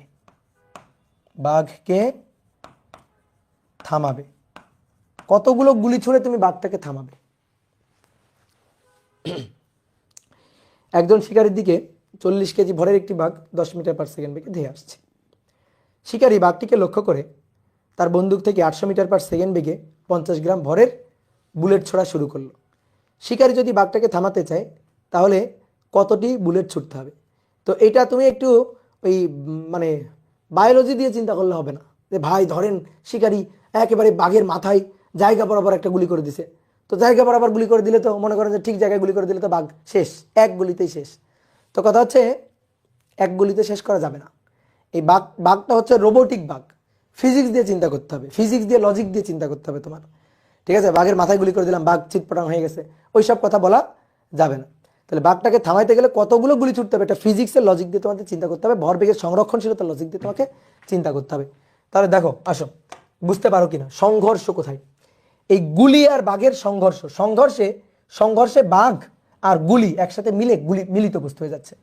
তাহলে এটা হচ্ছে সংঘর্ষের আগের ঘটনা। এবার তুমি তো গুলি ছুড়ে যাচ্ছ, তো গুলি লাগার পরে বাঘটাকে থামতে হবে। তাহলে আমি ধরলাম এন সংখ্যক গুলি ছোড়া হলো, কতগুলো ধরলাম? এন সংখ্যক গুলি ছোড়া হলো, এন সংখ্যক গুলি ছুড়ে বাঘটাকে থামাবো। তার মানে এন সংখ্যক গুলি আর বাঘ এসে দুইটা মিলিত বস্তু হয়ে বাঘটা থেমে গেছে। তাহলে সংঘর্ষ কার কার মধ্যে? বাঘের সাথে গুলির। গুলি গিয়ে বাঘের গায়ে লেগে যাচ্ছে না, বিদ্ধ হয়ে যাচ্ছে না? তাহলে গুলি আর বাঘ দুটো আলাদা আলাদা বস্তু, সংঘর্ষের পরে ধাক্কা লেগে মিলিত হয়ে গেছে। এটাই তো কথা নাকি? সংঘর্ষের পরে ধাক্কা লেগে মিলিত হয়ে গেছে। তাহলে এটা গুলি লাগার আগে। এবার মনে করো এন সংখ্যক গুলি ছড়া হয়েছে, এবার গুলি লাগার পরের ঘটনা। তাহলে গুলি লাগার পরে কি হবে? গুলি লাগার পরে বাঘের পেট ভরে গেছে। এই যে বাঘের পেট, এই পেট গুলি দিয়ে ভরে গেছে। এই যে গুলি দিয়ে বাঘের পেট ভরে গেছে, বুঝছো? তাহলে বাঘের ভর কত? এখন ভর কত? মিলিত ভর কত? মিলিত ভর হচ্ছে গুলির ভর প্লাস বাঘের ভর, অর্থাৎ 40, বা আমরা এইভাবে লিখি, এটা হচ্ছে U1, এটা হচ্ছে M1, তারপরে এইটা হচ্ছে M2, এটা হচ্ছে U2। গুলি লাগার পরে বাঘটাকে থামাতে হবে, তাহলে শেষ বেগ V হবে 0 আর টোটাল ভর হবে M1 প্লাস M2। আর M1টা এটা হবে N সংখ্যক গুলির বেগ, এটা কিন্তু 50 গ্রাম না, N গুণ 50 গ্রাম, ঠিক আছে? N গুণ 50 গ্রাম। তাহলে M1U1 plus M2U2 equal to M1 plus M2 into ভাইয়া মিলিত বেগ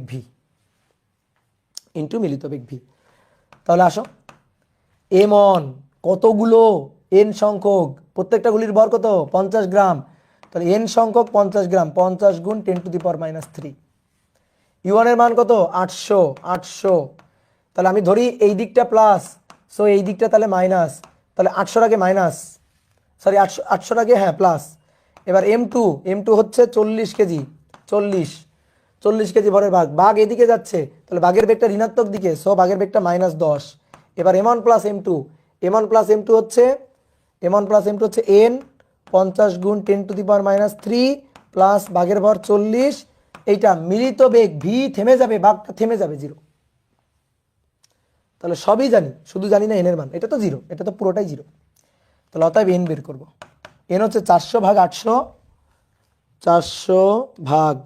800 ভাগ 50 এক্সপোনেনশিয়াল ফাংশন -3। 10টি গুলি ছুটতে হবে, পরপর 10টি ঠাস ঠাস ঠাস ঠাস করে গুলি ছুড়ে দেবা, তাহলে বাঘটা থেমে যাবে। দেখো এইটা নর্মাল সেন্সে আরও একটা সহজ নিয়ম আমি করতে পারি, সেটা হচ্ছে চিন্তা করে দেখো, বোর্ডের দিকে তাকাতে হবে না, আমার দিকে দেখো, বাঘ আসতেছে, ওই দিক দিয়ে বাঘ আসতেছে, আমি বাঘটাকে থামাবো। তাহলে বাঘ যে ভরবেগ নিয়ে আসতেছে বাঘটা বিপরীত দিক থেকে আমাকে গুলি দিয়ে সেই সমপরিমাণ ভরবেগ দিয়ে হিট করতে হবে।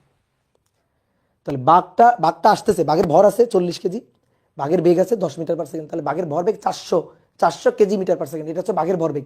তাহলে বাঘের ওই ভরবেগটাকে শূন্য করে দিতে হবে। তাহলে আমাদের কি করতে হবে? আমার বাঘের বেগকে যদি শূন্য করতে হয়, তাহলে বাঘের ভরবেগের সমপরিমাণ ভরবেগ গুলি করে বিপরীত দিক থেকে দিতে হবে। কি ক্লিয়ার? তাহলে বাঘের ভর বাঘের বেগ সমান সমান সমপরিমাণ ভরবেগ গুলি করে দিতে হবে। তো সমপরিমাণ ভরবেগ গুলি করলাম 50 গ্রাম, তাহলে 50 গুণ 10⁻³ 50, দেখো 50 গুণ 10⁻³ 50 গুণ 10⁻³ গুণ 800 দেখো কোনোদিন সমান সমান হয় না, অর্থাৎ একটা গুলি ছুড়ে বাঘকে থামানো যাবে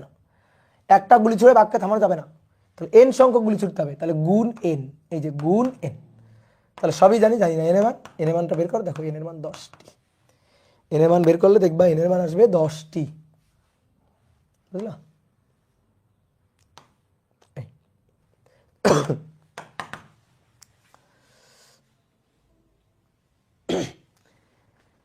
কি ক্লিয়ার? ওকে, চলো তাহলে কত নম্বর করলাম এটা? 6 নম্বর না?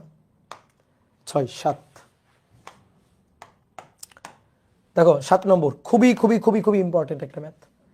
একটা গাছ, লম্বা একটা গাছ, এরকম লম্বা একটা গাছ। এই গাছের মগ ডালে, এই যে মগ ডাল, এই মগ ডালে একটা পাখি বসা ছিল। গাছের ডালের এখানে একটা পাখি বসা ছিল, এই যে ডালে এখানে একটা পাখি বসা ছিল।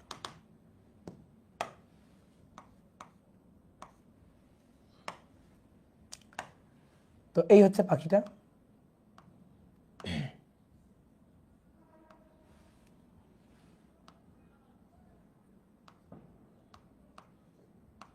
ধরো এই যে পাখিটা বসেছিল, এই ঠিক আছে, ডালে ওখানে একটা পাখি বসেছিল। পাখিটার ভর 1.975 কেজি। এটা হচ্ছে পাখিটার ভর। পাখি কিন্তু স্থির বসা ছিল। এবার তুমি মনে করো গাছে উঠে, এখানে পাশে একটা গাছ টাছ কিছু একটা আছে, তুমি গাছে উঠছো, বা একটা বিল্ডিং আছে, সেই বিল্ডিংয়ের ছাদ থেকে তুমি পাখিটাকে লক্ষ্য করে অনুভূমিকভাবে গুলি ছুড়ে দিছো। পাখিটাকে লক্ষ্য করে অনুভূমিকভাবে গুলি ছুড়ে দিছো, এখান থেকে অনুভূমিকভাবে গুলি ছুড়ে দিছো। তাহলে যে গুলি ছুড়ছো সেই গুলির ভর 0.025 কেজি। এটা হচ্ছে গুলির ভর। গুলির বেগ 400 মিটার পার সেকেন্ড। তাহলে কি দাঁড়াইলো? যে একটা পাখি গাছের ডালে বসে আছে, স্থির পাখি, 1.975 কেজি ভরের পাখি, পাখিটাকে লক্ষ্য করে তুমি 400 মিটার পার সেকেন্ড বেগে 0.025 কেজি ভরের একটা বুলেট ছুটছো। আর গাছের উচ্চতা ছিল হচ্ছে 313.6 মিটার। এটা ছিল গাছের উচ্চতা। এই হচ্ছে উদ্দীপকের কথাবার্তা, আমি চিত্র আঁকলাম। এইবার মূল কথা বলা হচ্ছে, গুলি লাগার পরে অনুভূমিকভাবে গুলি করা হয়েছে। অনুভূমিকভাবে গুলি করা হলো, খুব ইম্পর্টেন্ট কথা এটা। অনুভূমিক ভাবে গুলি করা হলো, অনুভূমিকভাবে গুলি করা হলো। ফলে বুলেটটি পাখির পেটের মধ্যেই থেকে যায়। পাখির পেটের মধ্যে থেকে যায়, পেটের মধ্যেই থেকে যায়।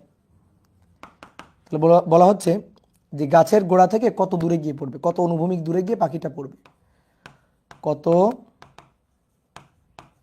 অনুভূমিক দূরে গিয়ে পড়বে, দূরে গিয়ে গুলিবিদ্ধ পাখিটি পড়বে, পাখিটি পড়বে।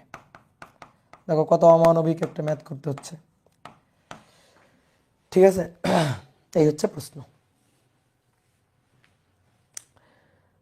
তাহলে আসো উদ্দীপকটা বলি আরেকবার নাকি। একটা গাছের ডালে পাখি বসা ছিল, পাখির ভর 1.975 কেজি।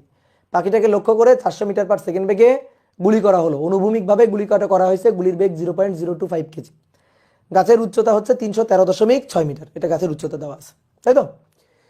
এবার বলা হচ্ছে যে গুলি করা হলে, অনুভূমিকভাবে গুলি করা হলে গুলিটা পাখির পেটের মধ্যে থেকে যায়, অর্থাৎ গুলিটা বিদ্ধ হয়ে পাখির পেট ফুঁড়ে বাইরে বের হয়ে যায় না।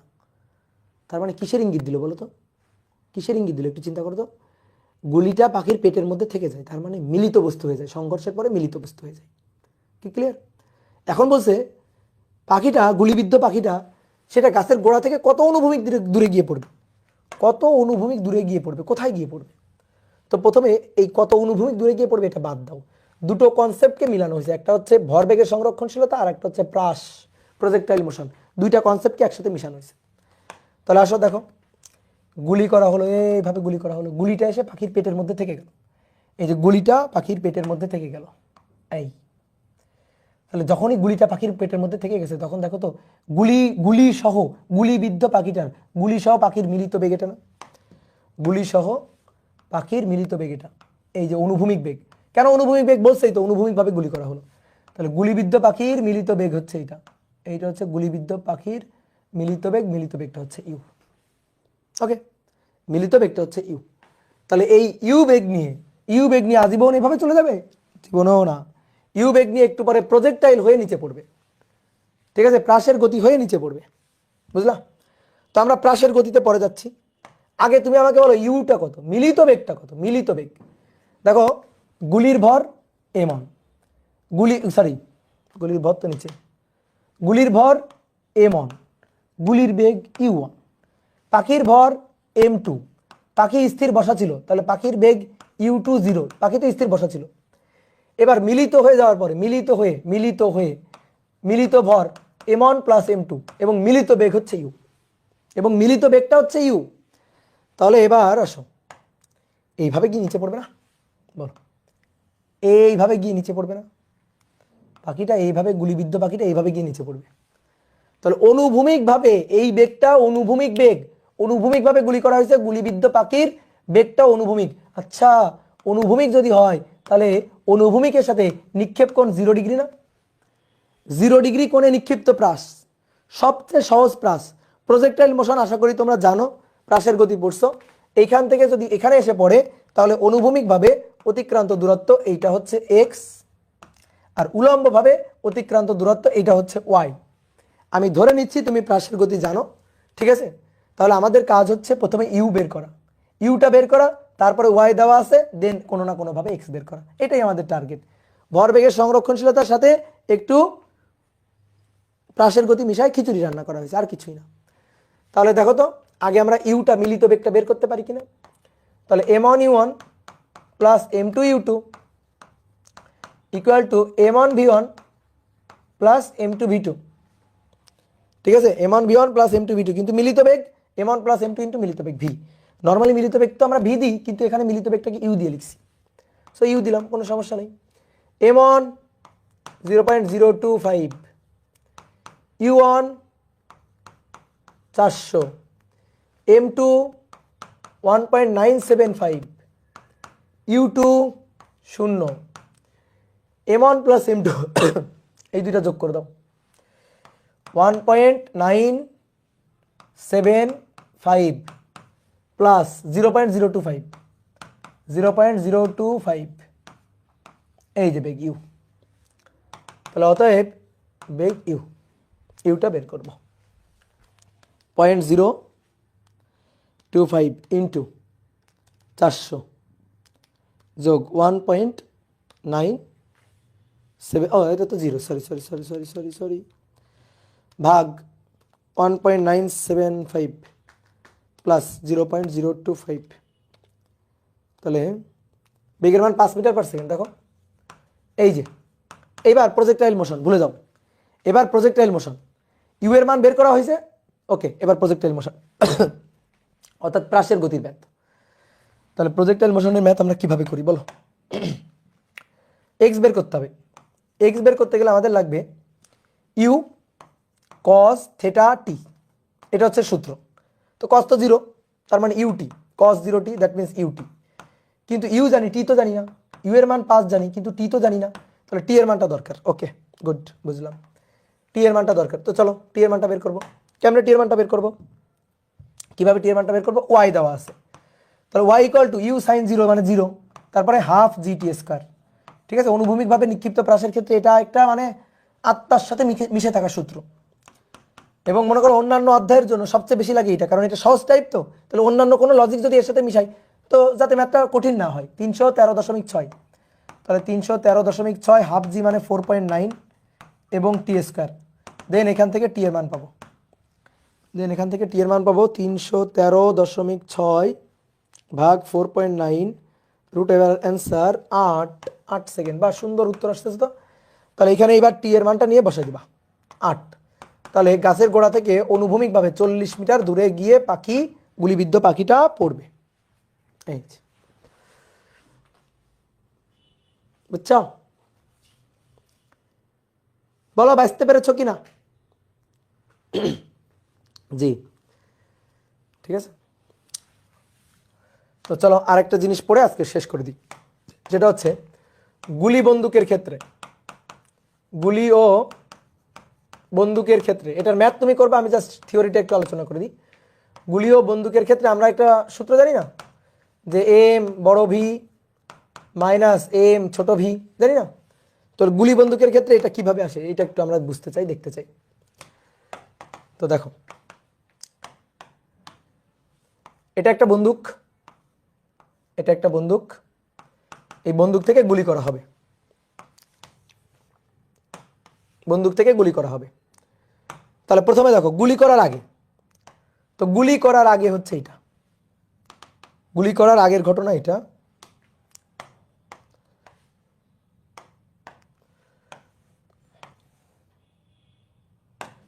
এটা গুলি করার আগের ঘটনা, গুলি করার ঘটনা আগের ঘটনা এটা। তাহলে গুলিটাই হচ্ছে সংঘর্ষ। তাহলে গুলি করার আগে,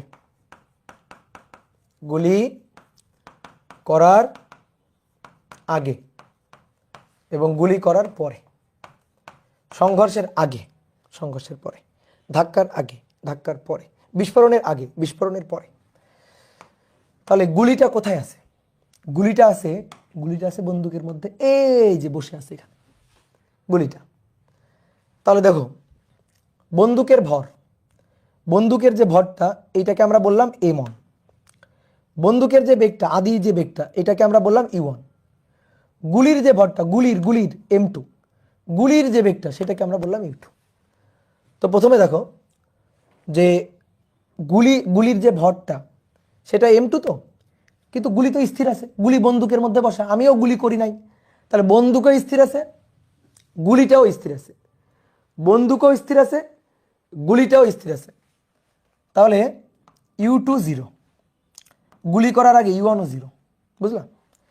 যেহেতু বন্দুক, তো বন্দুক একটু বেশ বড় সম্মানীয় বন্দুক, এই কারণে বড় এম দিয়ে লিখি, আর গুলি যেহেতু ছোট এই কারণে ছোট এম দিয়ে লিখি। তাহলে বন্দুকের ভর বড় এম, গুলির ভর ছোট এম, বুঝলা? এইবার টিগার চাপ দিয়ে ঠাস করে একটা গুলি করে দিছ, গুলি বের হয়ে চলে গেছে, গুলি বের হয়ে চলে গেছে। তাহলে এই হচ্ছে গুলি, এই যে গুলিটা বের হয়ে চলে গেছে। কত বেগে গেল গুলিটা, কত বেগে গেল গুলিটা, কত বেগে বের হলো? গুলিটার যে বেগটা, এই যে বেগটা, এই বেগটা হচ্ছে গুলির গুলাকে কি ধরছিলাম 2, তাহলে এটা হচ্ছে v2, এই v2টা হচ্ছে v, ওকে ঠিক আছে, গুলির ভর m2। এবার বন্দুক, তো বন্দুকের ভর m1, তাহলে বন্দুকের যে বেগটা সেই বেগটা হচ্ছে v1। আমি বন্দুকের বেগটা চাই, গুলির বেগ যদি v হয় তাহলে বন্দুকের বেগ v1টা কত হবে? তো এই v1টাকে আমরা বড় v ধরি, v1, এই v1টাকে, যেহেতু বন্দুক সম্মানীয় বন্দুক এই কারণে বড় v, ওকে। তাহলে এটা গুলি করার আগে, গুলি করার পরে, এবার আগে পরে, এবার ভরবেগের সংরক্ষণশীলতা খাটাবো, m1 e1 m2 u2, মূল সূত্র আসলে এটা, m1 v1 m2 v2, m2 v2। তাহলে গুলি করার আগে গুলিটা বন্দুকের মধ্যে বসা ছিল, বন্দুকের বেগও 0 ছিল, গুলির বেগও 0 ছিল। গুলি যখন সেই করে ভি বেগে বের হয়ে গেছে, v2 বেগে বের হয়ে গেছে, বন্দুক ধাক্কা খেয়ে v1 বেগে অর্থাৎ বড় ভি বেগে পিছন দিকে চলে আসবে। দেখি তো পিছনের দিকে আসে কিনা। তাহলে এটা 0, এটা 0, কারণ u1 u2 0। এবার m1 এর মান বড় m, আর v1 এর মান বড় v, m2 এর মান ছোট m, m2 এর মানে যে ছোট m, আর v2 এর মান, v2 এর মান, v2 এর মান ছোট v, এটা প্লাস। এবার নিয়ে আসো, একটা এই পাশে নিয়ে আসো। অতএব দেখো m বড় v সমান সমান মাইনাস m ছোট v। এই জিনিসটা আসলে কি নির্দেশ করে? নির্দেশ করে, মাইনাসটা কি নির্দেশ করে বলো? মাইনাসটা কি নির্দেশ করে? মাইনাসটা নির্দেশ করে দিক বিপরীত। ওই যে একটা বাঘের ম্যাথ করলাম না, বাঘের ম্যাথটা করলাম না, বললাম না যে বাঘ ধেয়ে আসতেছে, বাঘটাকে থামাইতে গেলে তোমার কতগুলো গুলি ছোড়া লাগবে। তো ওখানে একটা শর্টকাট টেকনিক দেখালাম না, যে বাঘের ভরবেগের সমপরিমাণ ভরবেগ বিপরীত দিক থেকে দিতে হবে। ঠিক তেমনিভাবে একটা গুলি বন্দুক থেকে সাই করে বের হয়ে গেছে, তাহলে বন্দুক থেকে গুলিটা যে ভরবেগে বের হয়ে গেছে, বন্দুকও সেই সমপরিমাণ ভরবেগে বিপরীত দিকে ধাক্কা খাবে। তাই হয়েছে, গুলির ভরবেগ এম ভি, বন্দুকের ভরবেগ বড় এম বড় ভি গুণফল। তাহলে মাইনাসটা নির্দেশ করতেছে গুলির ভরবেগের পরিবর্তন যেদিকে ঘটছে, গুলির ভরবেগে যেদিকে, বন্দুক তার বিপরীত দিকে, গুলির বেগটা যেদিকে, বন্দুকের বেগটা তার বিপরীত দিকে। তাহলে এই মাইনাসটা মিন করতেছে দিকটা পরস্পরের বিপরীত। তাহলে অনেক পড়ে ফেলছি, 13টা স্লাইড পড়ে ফেলছি, 13টা স্লাইড পড়ে ফেলছি, বাহ এত কিছু পড়ে ফেলছি। 1 2 3 4 5 6 6 7 নৌকা, এটা এটা এটা বাঘের ম্যাথ করছি, প্রাসের ম্যাথ করছি, গুলির ম্যাথ। ওকে, তাহলে আজকে এই পর্যন্ত। নেক্সট দিন আমরা ভরবেগের সংরক্ষণশীলতার আরো অনেকগুলো ম্যাথ নিয়ে হাজির হবো এবং সেই ম্যাথগুলো 3-4 নিয়মে করব। তো সেইগুলো কিন্তু পারতে হবে তোমাদের। By.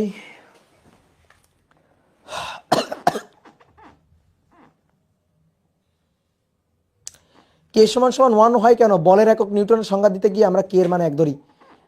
Newton, sir Isaac Newton, সে নিউটনের সূত্র আবিষ্কার করার পরে বলের একক নিউটনের সংজ্ঞা দিতে গিয়ে বলছিল একক ভরের কোনো বস্তুর উপর যে পরিমাণ বল প্রযুক্ত হয়ে 1 মিটার পার সেকেন্ড স্কয়ার ত্বরণ সৃষ্টি করে সেটাকে বলা হয় 1 নিউটন। তাহলে 1 × 1 = k × 1, দ্যাট মিনস k = 1।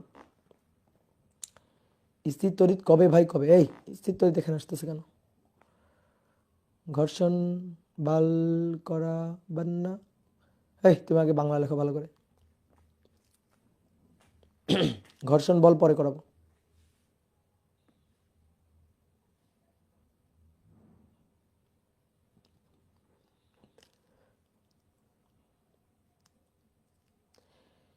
ভাই মেগা এক্সামে ডিফিকাল্ট ইন্টিগ্রেশন থাকবে। এই মেগা এক্সামে কি থাকবে না থাকবে আমি জানি না রে।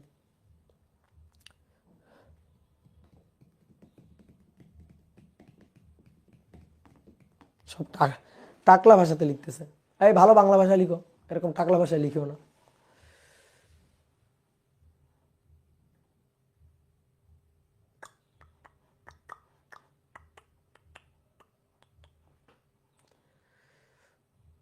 কি ভালো আছো সবাই? বলো, আসো একটু গল্প করি। স্যার আপনার ঠান্ডা লাগে না? লাগে তো। এই যে আমি হুডি পরে আছি তো, এই যে দেখো হুডি পরে আছি তো, এই যে দেখো হুডি পরে আছি, কই দেখা যাচ্ছে না? এই যে, এই যে দেখো হুডি পরে আছি।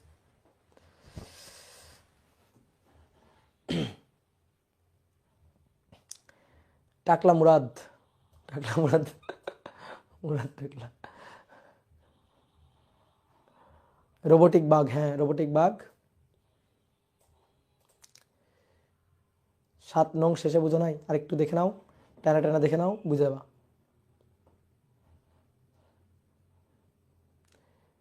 নূর আলম, নূর আলম প্রিন্স, এই তো এফবিতে আসছি তো, এফবিতে আসছি তো। আমাদের এই অধ্যায়টা প্রথম ক্লাসে জড়তার ভ্রমক পড়াইছে কলেজে। এই কথা বলিও না, এই লজ্জার কথা বলিও না, কলেজে কি পড়াইছে এটা বলিও না। হ্যাঁ,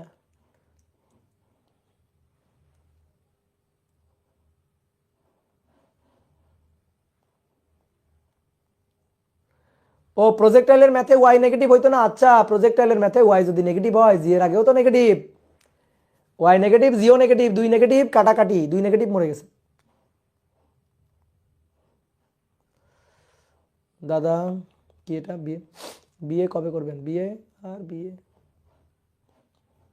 থাকো, টাটা, বাই বাই।